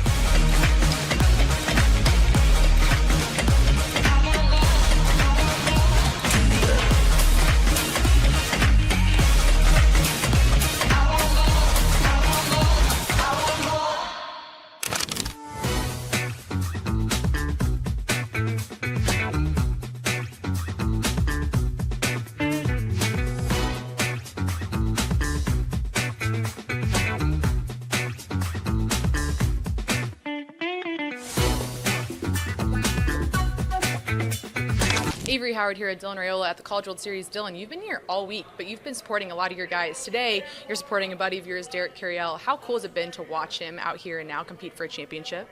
It's kind of surreal to see what he's doing. I'm very proud of him, and I hope he gets this win today so we can celebrate together. And it's just crazy. Nebraska's in the middle of the country, and people don't really know about the state or what it's about. So to have him kind of meet up with us here, it's a cool experience. And you've shared publicly that you've been really proud of your Polynesian culture and how they represented this week. Why is that something you're so proud of?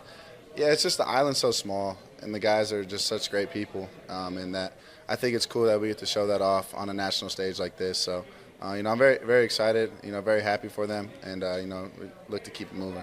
For people that haven't been in the College World Series, you've been all week. What makes this event so special? I think just the fans that come out here from all the different schools, the atmosphere that they kind of create, with the music and everything like that. It makes it an experience that, you should come try for sure and kind of make a fun weekend out of it.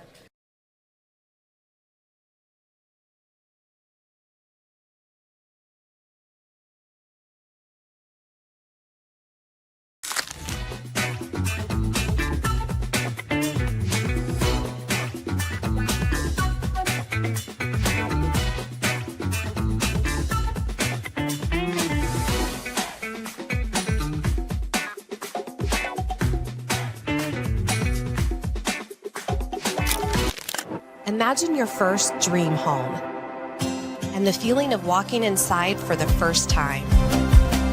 With Centrist Federal Credit Union's First Time Home Buyers program, you are at the doorstep of bringing your vision to life.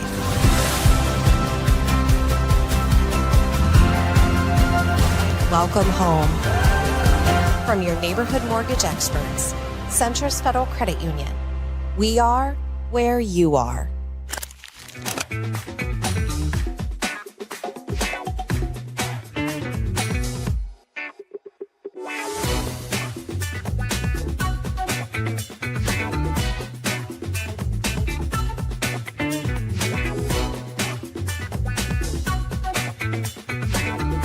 We're here with Will Preston. Will, big kind of month here in June for you. You kind of took off. So as far as recruitment's concerned, that's what we want to talk about the most. But I kind of want to talk about the hard work and effort that's gone into 2 Division I offers. And it seemed kind of out of nowhere. People just look up statistics for you.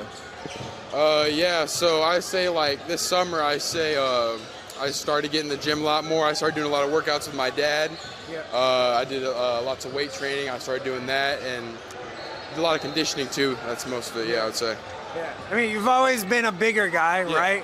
right? And you can step out and hit a 3 and do all those things.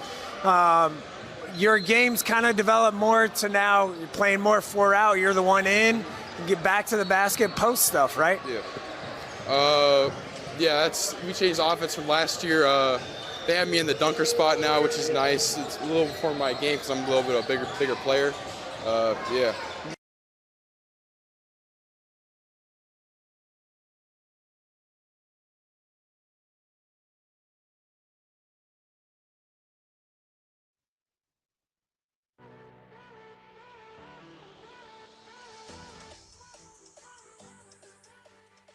Welcome to Hurrdat Sports Live.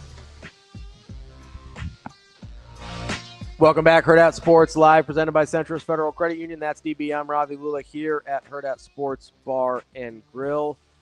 Do we have Schaefer? Not yet. Okay. I wasn't sure. Wait. Well, you can see. Well, I didn't know because last week he was on the phone. So I didn't know that's if he, right. And I thought I heard him call. So I wasn't totally sure. Shane, were you talking to the feds? I was just giving him 2 minutes heads up, so. It's the po-po. You got to be careful. I haven't heard that in.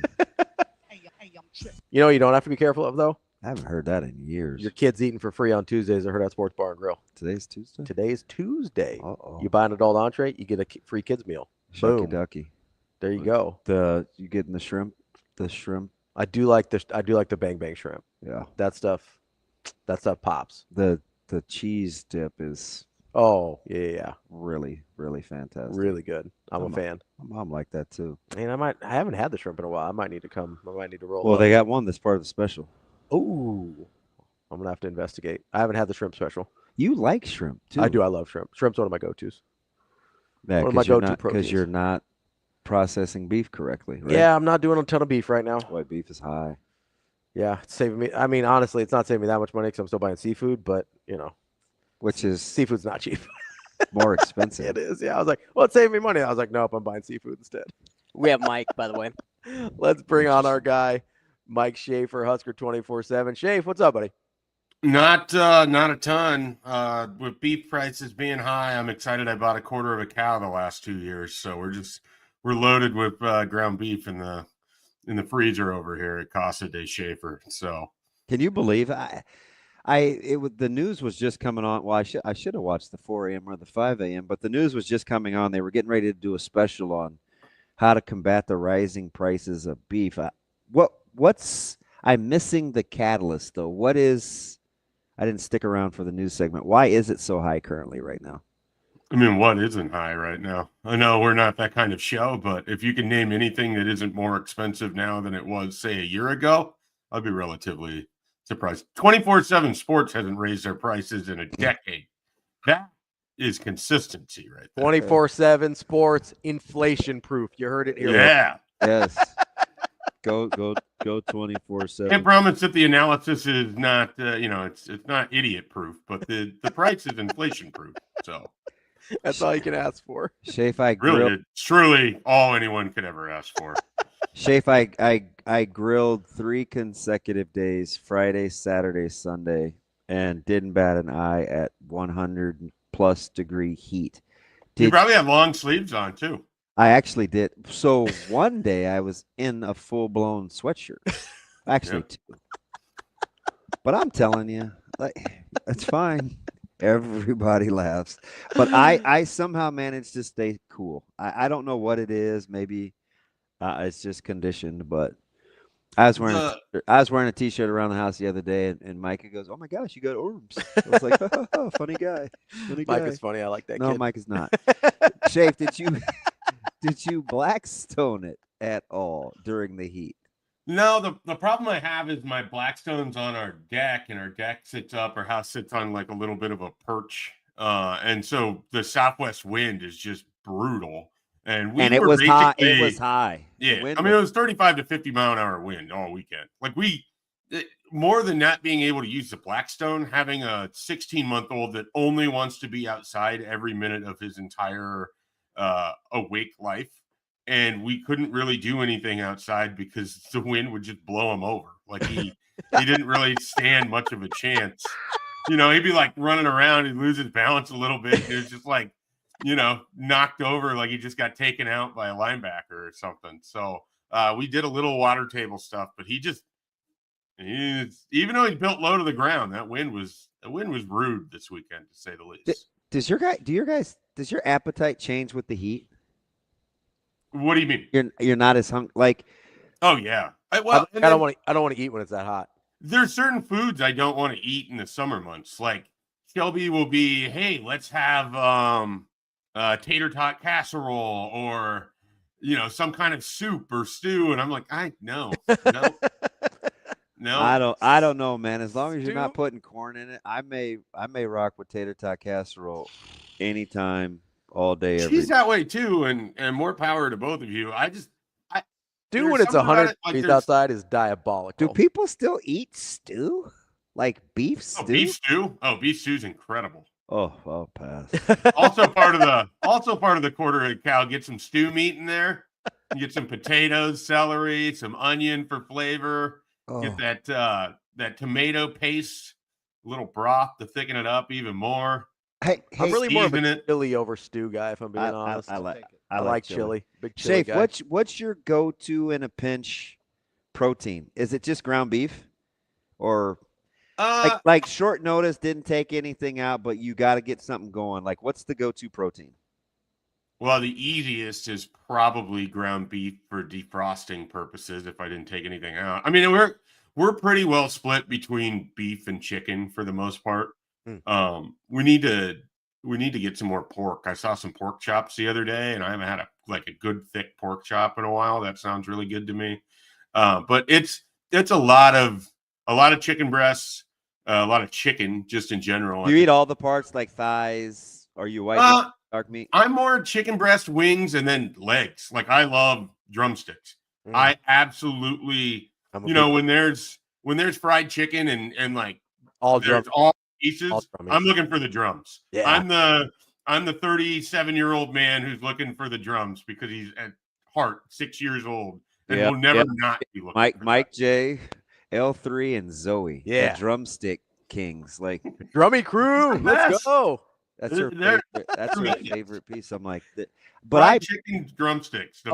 Elite. I remember going to like Baker's when I was a kid, and if I was good, my mom would give me a couple of pieces of fried chicken. And that's back when Baker's had the best fried chicken in the city. Incredible fried chicken. It was them and no frills. We would go, and I would every time be like, "Hey, Mom, can you make sure I just get drummies? Just tell me I want the drummies." I'm telling you, no frills, and Baker's had the best fried chicken in the city. Here's the other thing. I don't even know why we're talking about food, except for we can keep you as long as we want, Mike J. So I'm very happy about that. I'm a guy that won't eat a fried thigh, but I don't mind thighs any other way. Whether I grill them, I'll pan fry them, but I don't like. I never buy them. I don't. Dude, they're so cheap. It's incredible, and I watch a lot of videos, so I can. If I want them boneless, dress 'em up skinless, a I little can bit. take them out my own way. If It's I a cooking video favorite for sure. Everything's chicken thighs. And then like in the captions, it's like, you can use chicken. You can use whatever you want, but they always use chicken thighs. So I literally, and I think Severe was going to fight me one day, literally, over the thigh versus breast argument. I was the breast guy. He's like, it's bland, it's this, it's that. He's, well, you just don't cook it right. He's like, no, it's more versatile. I've missed thighs for 45 years. The last 6 years, You're making up for. he clearly won the argument. You become a thigh man?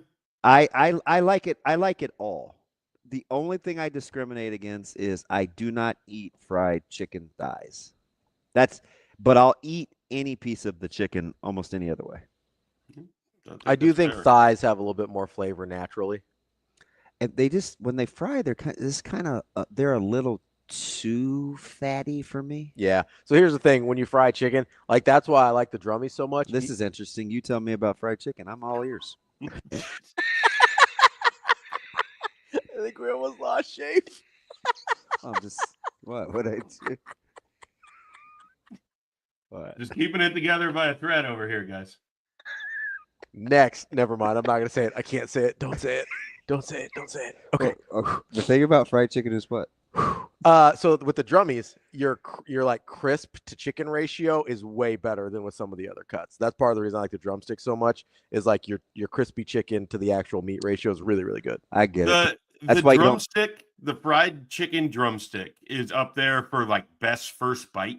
Yes. When you think about food, like that immediate first bite that you just know whether you're going to have a fantastic experience, an okay experience, a good experience.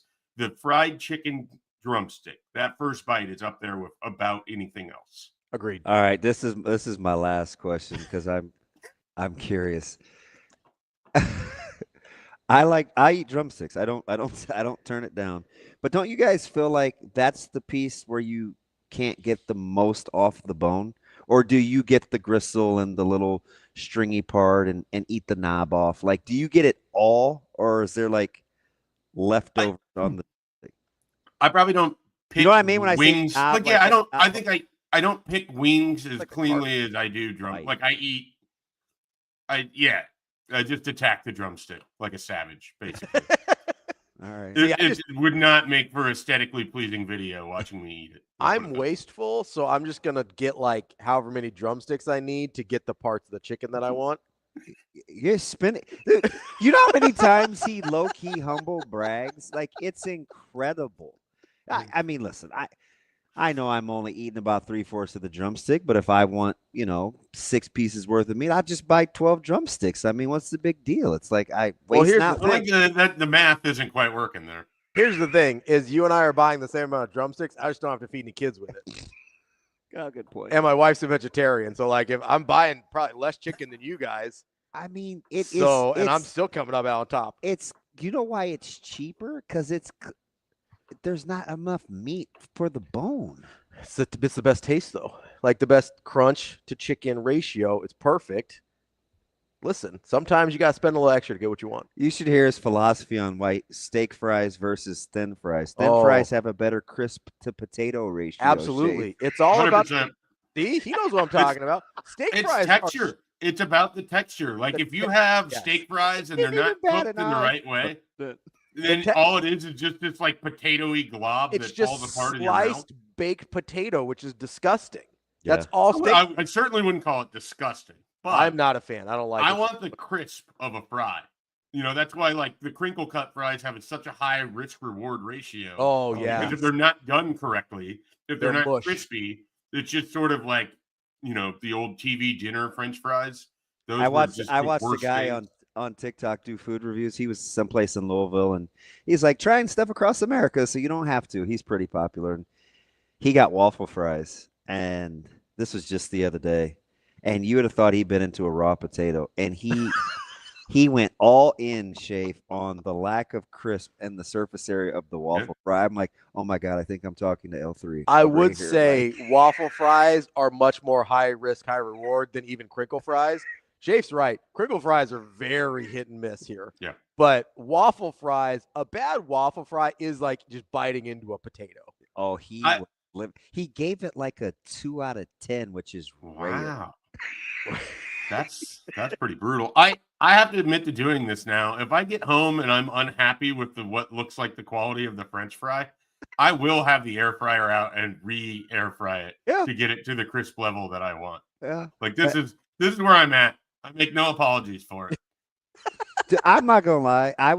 So there's 3 things I was late to the game on, extremely late, that have changed my life. Kyle's right, by the way. Wedges are whack. Chicken fries or chicken thighs, the air fryer, and streaming.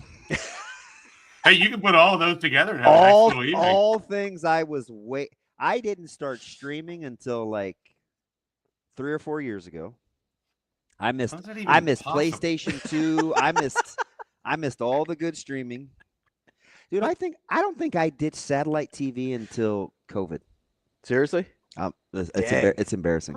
But you're a man who watches a lot of stuff. You were telling me about Mr. Mercedes. How are you watching this without streaming? Well, he's paying $600. Did your definition of streaming change in the last 4 years? Is that what happened? So I think 2019 is when I made the switch. Okay. And I actually came home to it. It wasn't by choice. I know that's. I'm just telling the truth. You're ambushed. I was hoping you were going to tell us you had a streaming guy. Like you have a guy for everything else. Someone in your life just came over and taught you how to stream. We were so late to the streaming game. The special that we were getting on the gaming console only lasted about another 2 weeks. We were at the tail end of the PlayStation. The good news is you got it in 2019 before the world shut down in 2020. So you had some time to really. That's true. You'd have been in trouble. Trouble. I don't know what we would have done with Ozark. That'd have been rough. You'd have been watching a lot of marble racing. Well, I was definitely late to and the air fryer. I didn't get the first one until again had to be 4 years ago. Yeah. And it's a total game changer. We have a 2-basket air fryer, and that thing's fantastic when you're making certain meals, to be able to have 2 different baskets going at once. Oh, so you could do your potatoes and your meat at the same time? How much counter surface area does it take? Not that much. I can send you a picture of it so you can see. It was a wedding gift that we received because Connor Happer got married a few months before I did. Yep. I was like, hey, what's the best thing that you received? And he told me about that air fryer. So we put it on our registry and someone got it for us. And it is pretty great. Again, I'm not going to lie. Another principled eater. Oh, yeah. Connor Happer. Yeah, for sure. That dude is hilarious. All right, Mike J. Let's start with, I suppose we're going to talk a little recruiting. Okay. All right, yeah. That makes sense. Yeah. Well, I almost joked about, so Sauter has now adopted Schaefer into the mowing family. Since you're out on the mowing family, he has now pulled Mike J. I've always been out, and it never stopped him before. I was going to talk to Schaefer about mowing. I was like, no, we've wasted too much time. All right, Mike J. So Odem and obviously Rhule. Let's start with Rhule, the Carolina area, a little bit of a bigger back, versatile, 1-back offense. Looks fairly explosive. Maybe not elite level speed. What do we like about Rhule and kind of where he is? What I like about him is that it's a little bit different than the previous running backs you brought in, specifically in terms of Mekhi Nelson and Jamarian Parker. But I think he's different than Connor Booth, too. I mean, I think that people want to probably lump those two together. But I think there's some difference there, too. He has some thump in his game, which I think is important. I also think this is a guy who's right around 6 foot right now, right around 200 pounds. By the time he actually carries a ball for Nebraska, whenever that happens, I think he's going to be like a pretty well-built 215, 220. You're going to get some weight on him. And I think he's a workhorse. I like his mentality. This was a guy that initially, when I was going through Nebraska's running back rankings or their running back board, which was pretty much always Brian Bonner, Jamal Rhule, Josephin Walker in some sort of order. I was big on Brian Bonner. I still think Brian Bonner has a lot of explosiveness and big play upside. But I started talking myself into Jamal Rhule sometime around May when I was going through it over Walker a little bit, because I think the other thing that Rhule does that maybe gets lost in this is he catches the ball out of the backfield pretty well already. And if we've learned anything from Dana Holgerson's 4 games and Matt Rhule this spring, they want running backs who can do a little bit of everything.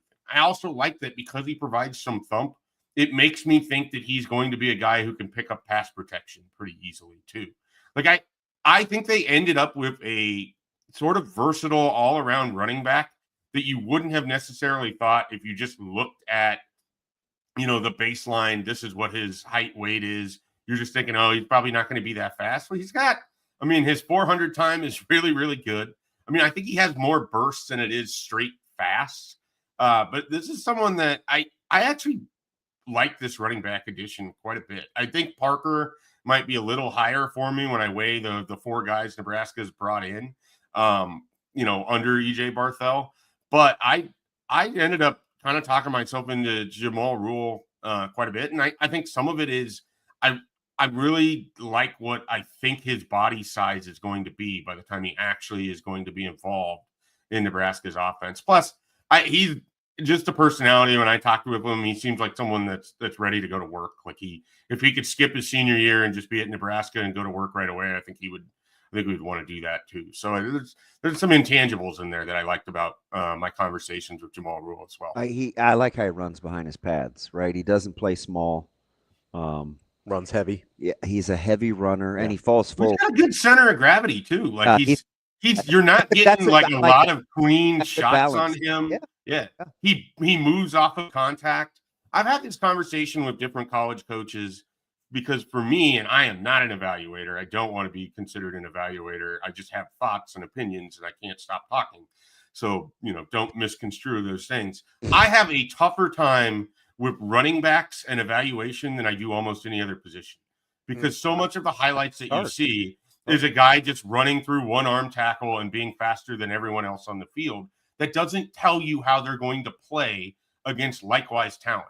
Watching someone who always bounces everything to the outside and scores 70-yard touchdowns doesn't tell you how he's going to play in the Big Ten when he's got to go through traffic. When you put on Jamal Rule's film, you see someone that can move off of contact. You see someone that moves between his tackles and runs through the middle, provides punishment. Like I don't think it makes him a 4-star or a 5-star or anything like that, but I can more visually see how he can help an offense than I can that home run hitters whose film is just him running past everyone. Yeah, I remember really struggling. I'll give you two that'll be right in your wheelhouse, Schaefer.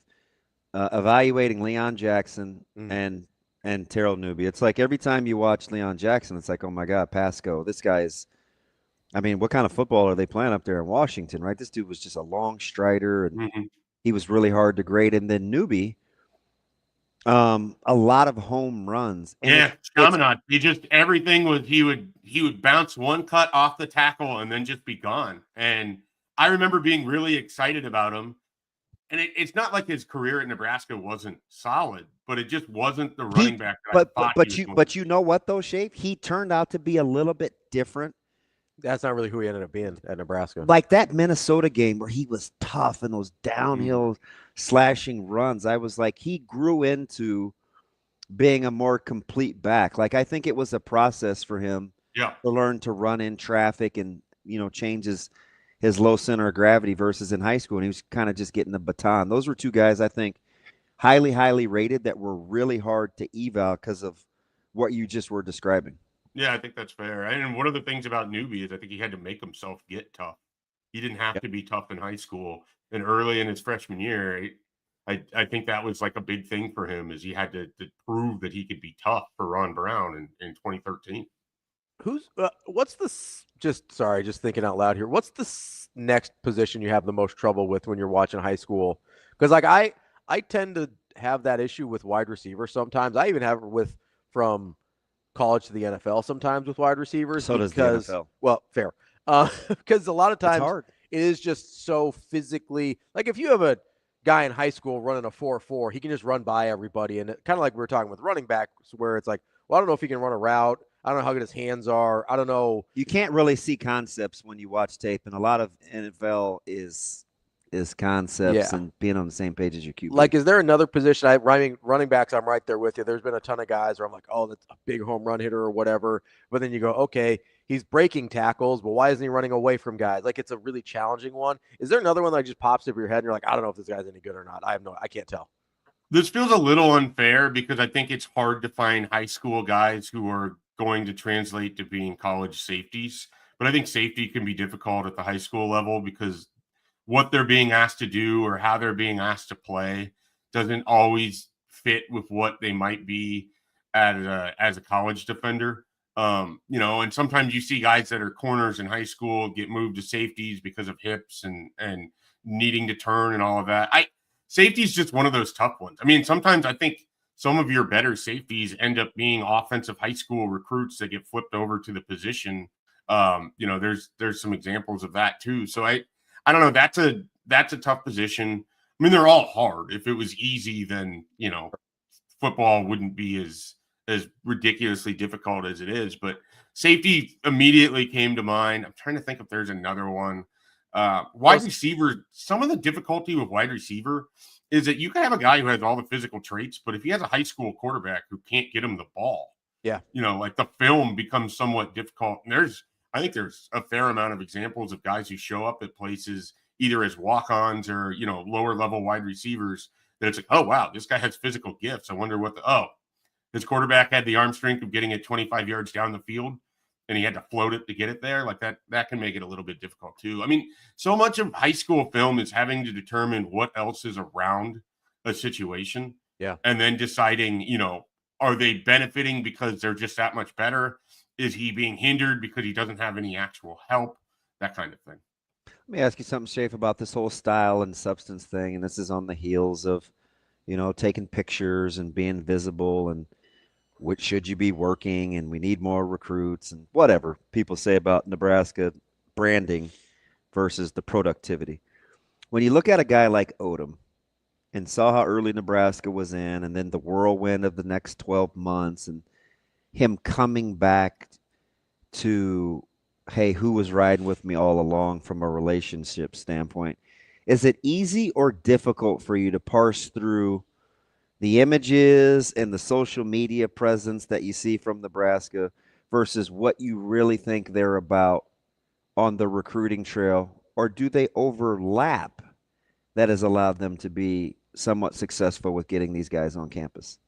I think it's all different things that all come together to create one big picture. It's hard for me to pretend to care really positively or negatively that they brought what I believe is a bull into the weight room and took they're just doing a thing. Like, it's not that different than Texas driving 6 Maseratis into their stadium and having recruits take pictures with them. Like, this is what happens on official visits. I'm not going to punish Nebraska for it. And I also find the dumbest comments on the internet to be, why don't you do that stuff when you win games? Yeah.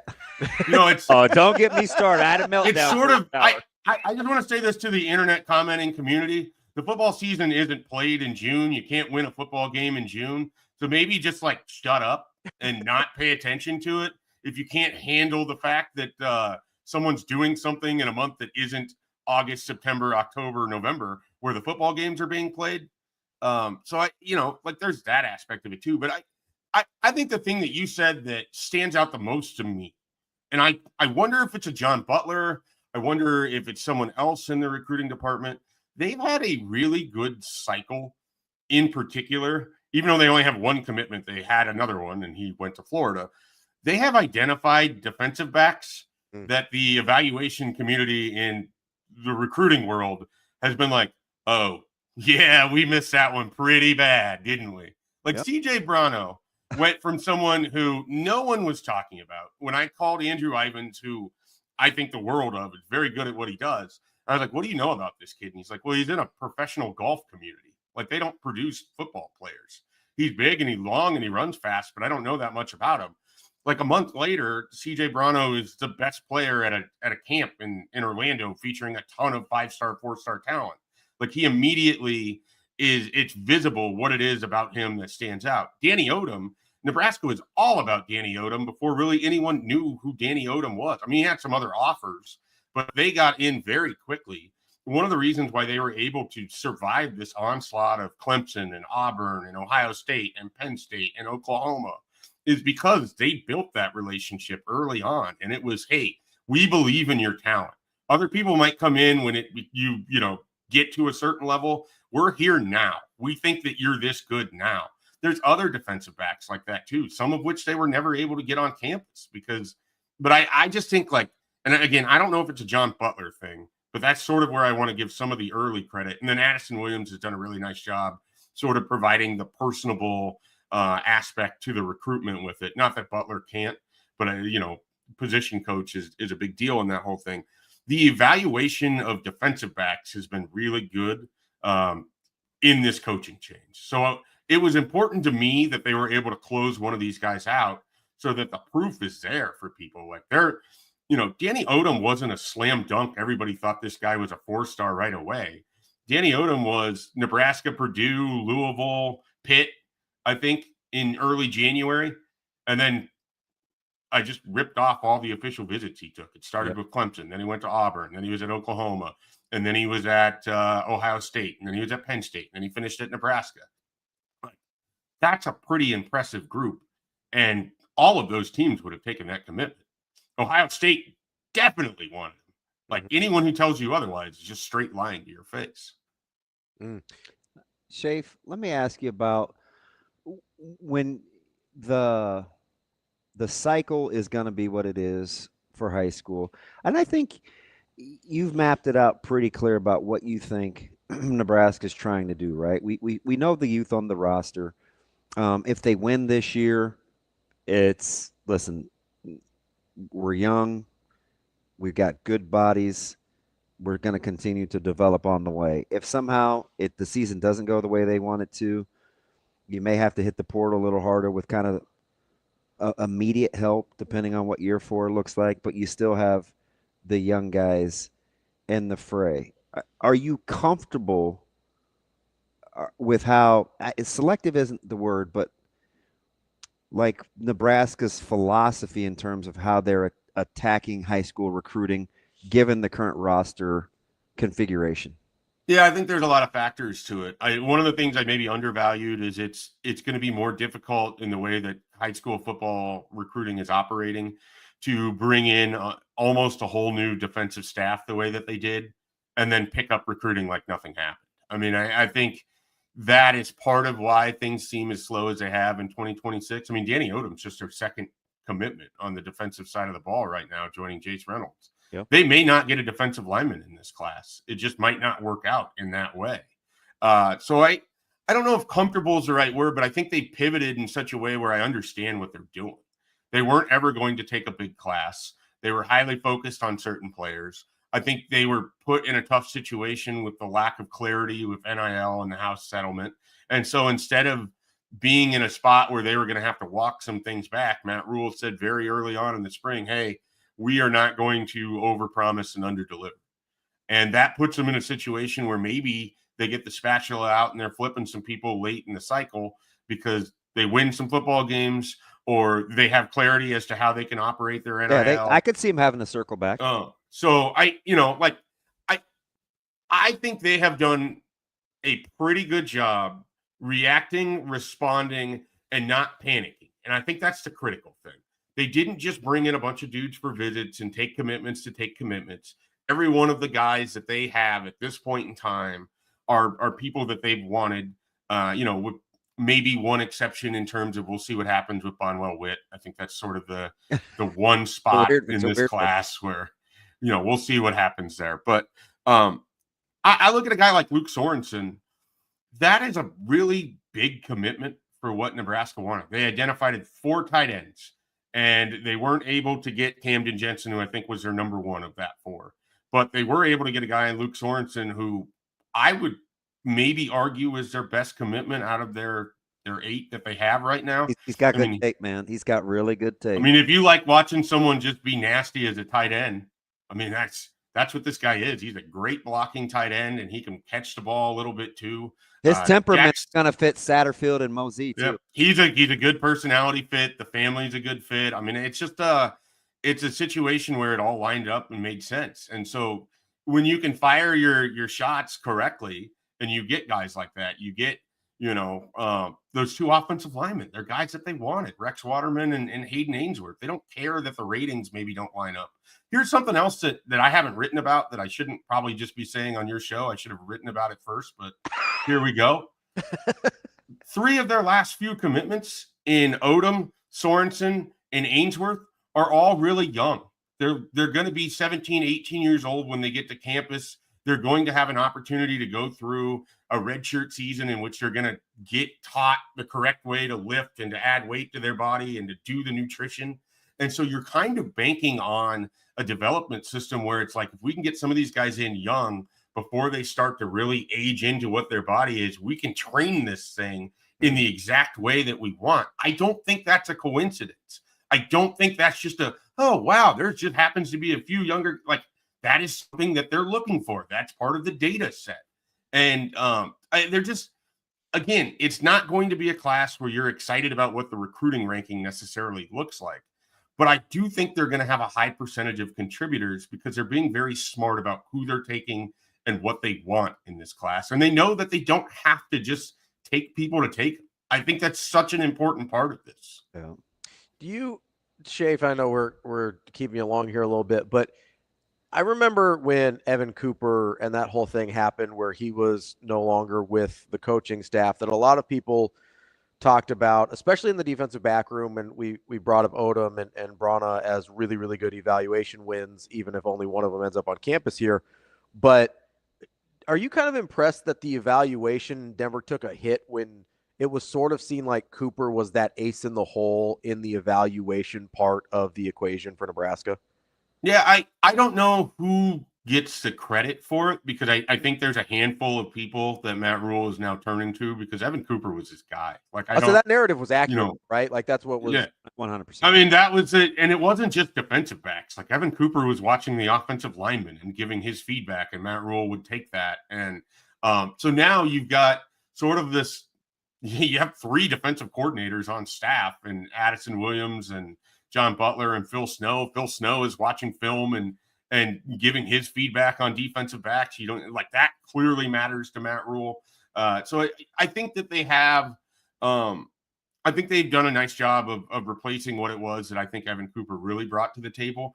But I think it's more of a committee approach perhaps than what it was before, where Cooper was really involved. Like there was, Bryce Turner was him. Carlin Jones, who didn't end up at Nebraska, was because of Bryce Turner and Evan Cooper, and Evan putting on the film and being like, oh yeah, we want this guy. And now he's going to be a pretty good college defensive lineman elsewhere in the country. So to replace that, I think wasn't going to be easy, but I do think he's leaning on some veteran coaches and just their thought process. And then Matt Rhule has his own eye for talent. Like we kind of undervalue him in terms of being a football coach sometimes. And the guy has been around the game forever, and he has seen so many people. And I think, we want to provide all of this credit or give him credit for how he builds up these other coaches, but we don't always give him credit for sort of being this source of knowledge and evaluation and talent and all of that too. Yeah, Shape, that is so true. Like sometimes he'll give me a hard time. We'll go back and forth on a play or something, and he's like, "Oh, I know how you hate the measurables, and I need this and I need to see that." And sometimes I just look at him and I laugh. And he goes, "But let's understand.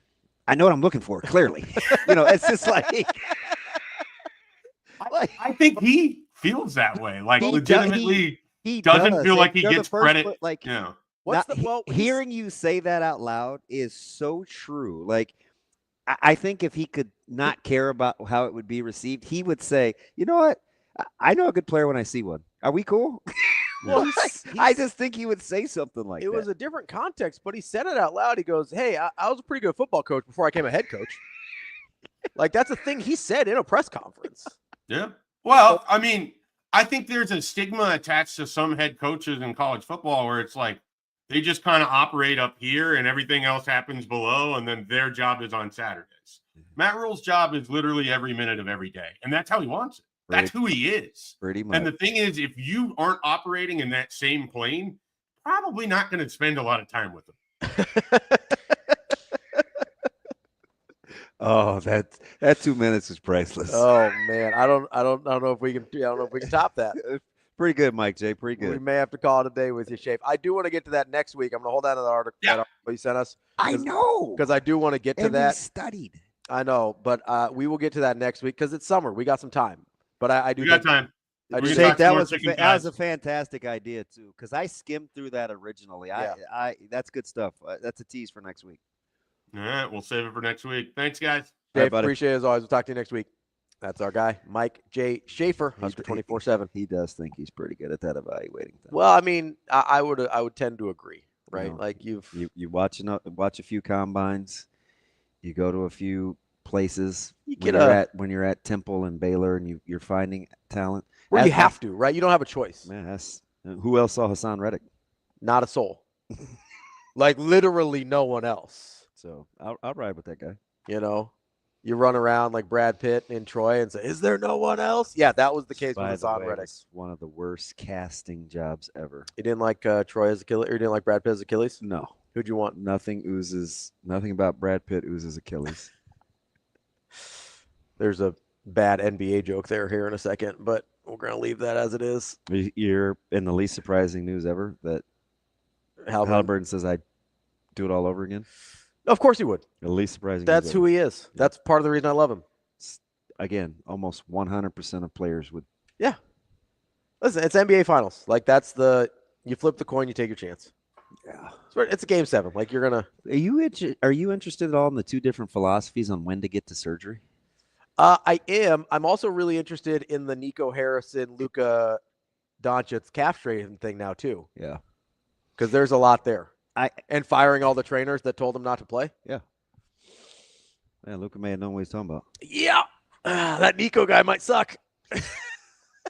And I'll be because Tatum is 5 weeks ahead of Halliburton. Yes. And he had the surgery immediately. Like hours. Yeah, which this team advised him that the quicker you get in on an Achilles, the faster the recovery is. It was unbelievable that he had gone under the knife by the time we'd had the show the next morning. I think it was under 12 hours. Yeah. Like it was crazy. Yeah, I was like, I've never heard of that. I hadn't either. So I misunderstood the time frame when we originally talked about it. I thought it was closer to 24. Yeah, 36. I was blown away. I joked about like using his own team of doctors. Did they fly him in? And you go, well, they do share hospital facilities. It's not exclusive. And I was like, okay, smart ass. I'm just saying, like, it was fast. It was much faster than I realized in the moment. I think it was like 12 hours, which not is crazy. To go all Steven on you, but it was very well, actually, it was very Ravi-esque in the delivery. Well, actually, do you know, you got some extra funds that can be locked away for a little bit. Centris Federal Credit Union's got you covered. Earn dividends on those funds as well. They have something called a certificate and savings account bundle that can help you earn dividends in 2 places, a certificate and a savings account. Just open a 6-month or greater certificate and open a savings account to receive their special savings account bundle rate. Learn more about this at centrisfcu.org, federally insured by NCUA. Terms and conditions do apply. We'll be back to wrap up the show coming up next year on Hurrdat Sports Live.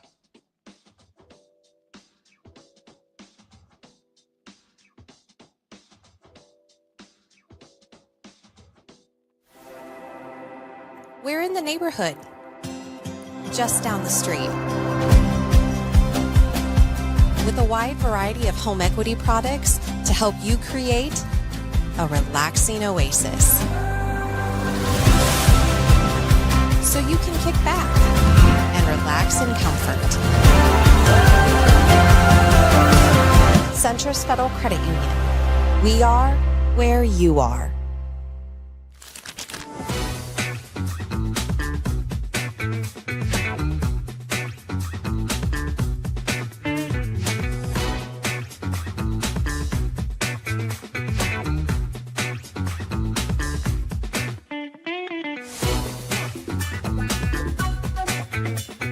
Here with Jet Tamala, the newest Alabama commit. That sounds a little different, right? Yeah, yes sir, it does. Why Alabama? I just felt the trust and support from their coaching staff, even while I was committed to Iowa State. I have all good things to say about them too, with everything I went through with them. And it really came down to the wire. And then, just the opportunity I had. My goal and dream is to go to the NFL, and I felt like Alabama's the place that could do the best for me. You brought up the Iowa State thing. Obviously, it was a tough decision because of the connection that you had made with Iowa State. And you're a pretty loyal guy when it comes to just everything in life. So, how hard was that conversation? We had such a good relationship that I mean, it wasn't too hard. They kind of understood. It wasn't no hard feelings. So kind of just told me good luck, and it really wasn't easy like to say it all. It was pretty tough for me, but I got through it, and really excited about.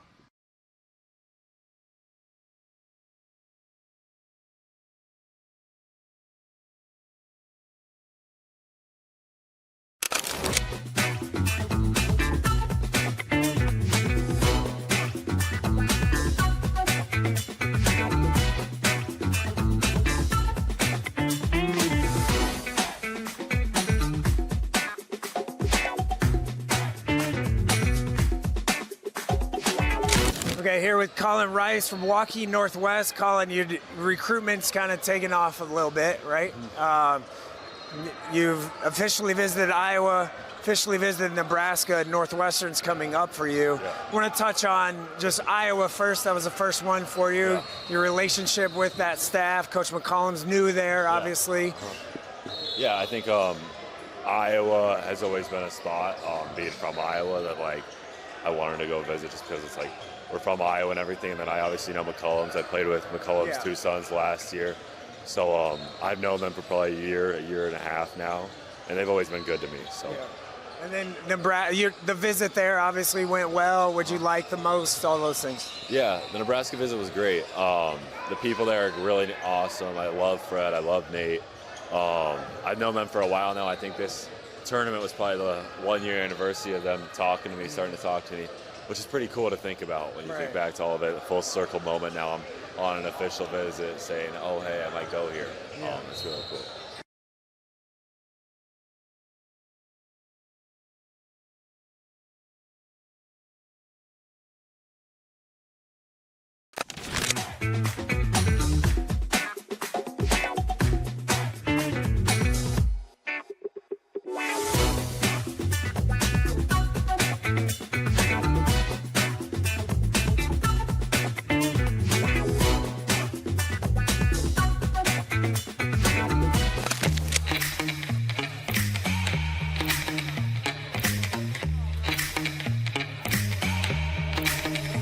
Give me that cheddar, we getting Rico.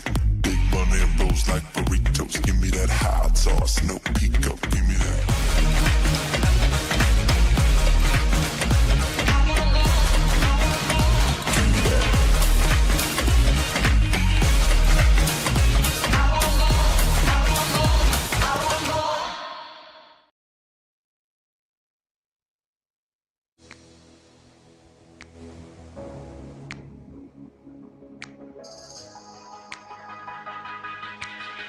You're listening to Hurrdat Sports Live.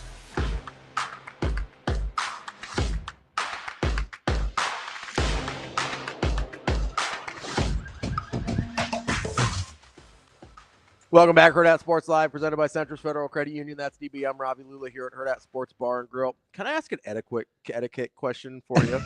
Etiquette question? Yes, you may. Okay, so if you're going to the bathroom and there's this is kind of in my wheelhouse. I like stuff like this. There's someone in there cleaning.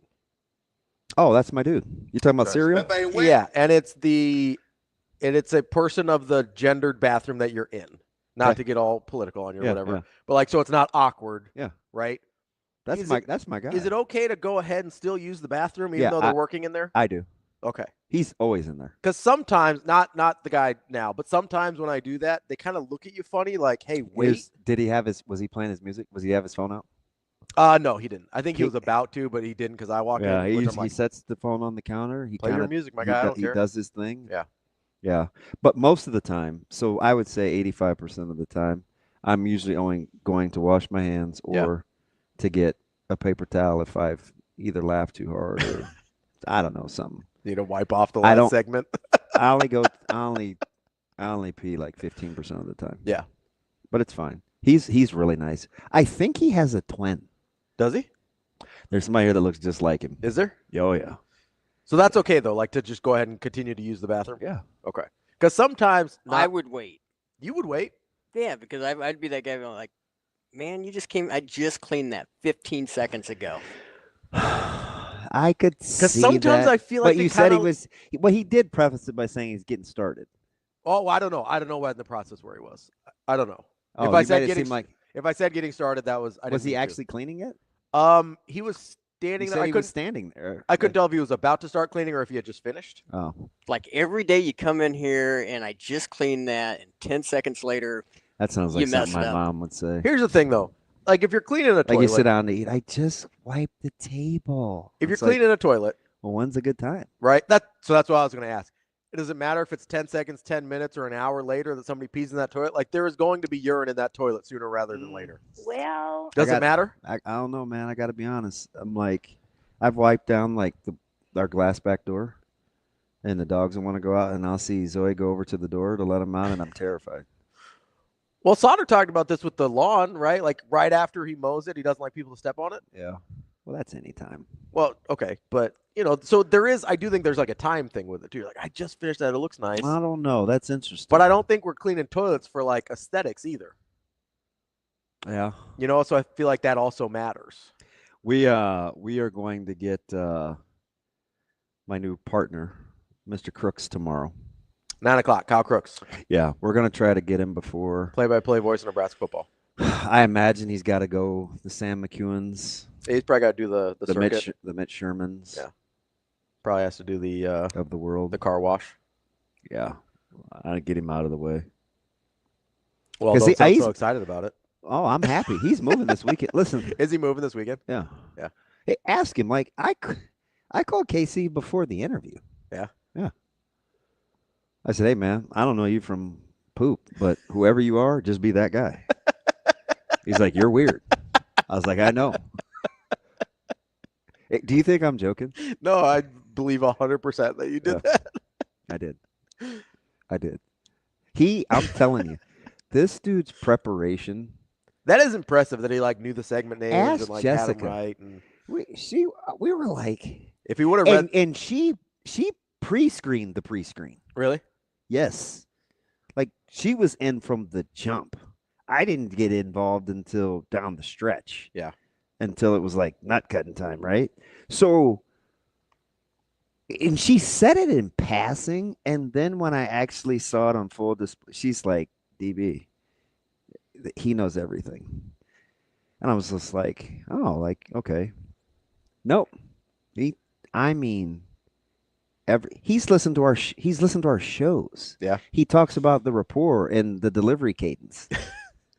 Okay. Like our show? Yes. That's funny. Yes. So he's like going deep. Listen. All right. I like it. He knows. He was terrified of Ben McLaughlin. Really? Yes. Because he just pays attention to what we say. Which is kind of funny because Ben is, I don't know Ben super well, but he's sort of an unassuming looking guy. He is. He's super cool. Yeah. But he's the hammer. Which is funny. He is unquestionably the hammer. If I only had the experiences we have with him, I would never guess that. I'd guess he's kind of particular. Mm-hmm. And I would guess that he has an opportunity to be sort of snarky about if somebody doesn't do things the right way. You heard his answer about Yeah. grabbing me North Carolina gear. Yeah. Okay, that's him. But that's to me like I rise for the brand. I get that. No, that's him. He is I'm telling you. By the way, Jake's gonna look out for you. So I said, B Mac, please. This is my exact delivery. Please don't change the old format for Huddle. You guys have all these new variations, these adaptations. Oh, yeah, you told me this. I need Huddle Classic. And he goes, well, I understand that. Sooner or later, it's going to change. You have a little bit more time. Most of our new products aren't going to be on Huddle Classic. Like, that was the delivery. Well, bud. Hey, well, better figure it out. And once he said, well, like I knew something was. He was about to shank you. Yes. Yes. I'm just. Well, it was. I'm 48 years old. Even when he's not supposed to be funny, it was a super stressful flight. Yeah. and we were moving fast, and the room situation was all sorts of screwed up. And I go, hey, I said, B, I said, you want to grab a quick drink or chill? And he looked at me and he goes, me? Yeah. I was in tears. I almost dropped my luggage. I was in tears. Like, that shouldn't be funny. It is, though. It's very funny. I think so. But Yeah. it's just what you see is, and he's an equal opportunity offender. So it's kind of funny. I feel like Ben and I are very similar. Yeah. I feel like we've got some commonalities. The snark. Well, you know, like, that's typically frowned upon. Yeah, Ravi, I know. I'm just telling you what happened. Like, I understand. I'm just trying to help. No, you guys are what I call pushers. What does that mean? Well, guys that kind of toe the line. Oh, yeah. You are like push them right over. Yeah. See ya. It's borderline irresponsible to put a microphone in front of my face. I'm telling you. So we'll talk to Kyle Crooks tomorrow. We'll get a first listen to first chat with the new play-by-play voice for Nebraska football. That'll be fun. It's exciting. He can tell you about he'll tell you about why he is It's exciting. I kind of grew up. He has some weird fandoms. Yeah. And so I can appreciate that for sure. Well, he and I were just shooting the breeze. Yeah. Right, because I want to be able to have fun. Yeah, you want to be able to, like, have a rapport with So him. so I'm looking for different angles because the more it's the profiler in me, right? And Ben's like, we're on a little bit of a time crunch, man. I got some things that I want to ask. I don't want to hear about the Indianapolis Colts and Edgerrin James. I looked at Jess. Jess put her head down. I said, "Oh shoot, we're not gonna get this guy." I feel like that would make Jess a little uncomfortable. Yeah, Does she get a little squeamish when he does she's that? the human olive branch. She's never met a stranger. She's gonna make it okay. I feel like that's how you feel sometimes when I get mad at Shane, and you're just like, "Whoa, whoa, whoa." Yeah, like this easy." morning, I was like, "That's not his." Yeah, I want peace. Okay. Well, that one was my fault. I pushed the wrong button. I was gonna say I would wait a proper amount of time. I wasn't gonna. Well, okay, now to my defense though, sometimes you guys are talking during break, and I have to wait to turn the mics on, and I don't know, like you were during the break that you were just at. I can't appreciate that. You say some stuff. I don't think that was the case on that particular one, Shane. That's all. Well, like I said, it was my fault. That's I all right. apologize. Yeah, that's all right. I appreciate the accountability, Shane. Thank you. Yeah, we're just. Yeah. A leader. It's QB asked a good question. Did you guys do some like mock play-by-play? So I don't really want to get into how the sausage was made. All right.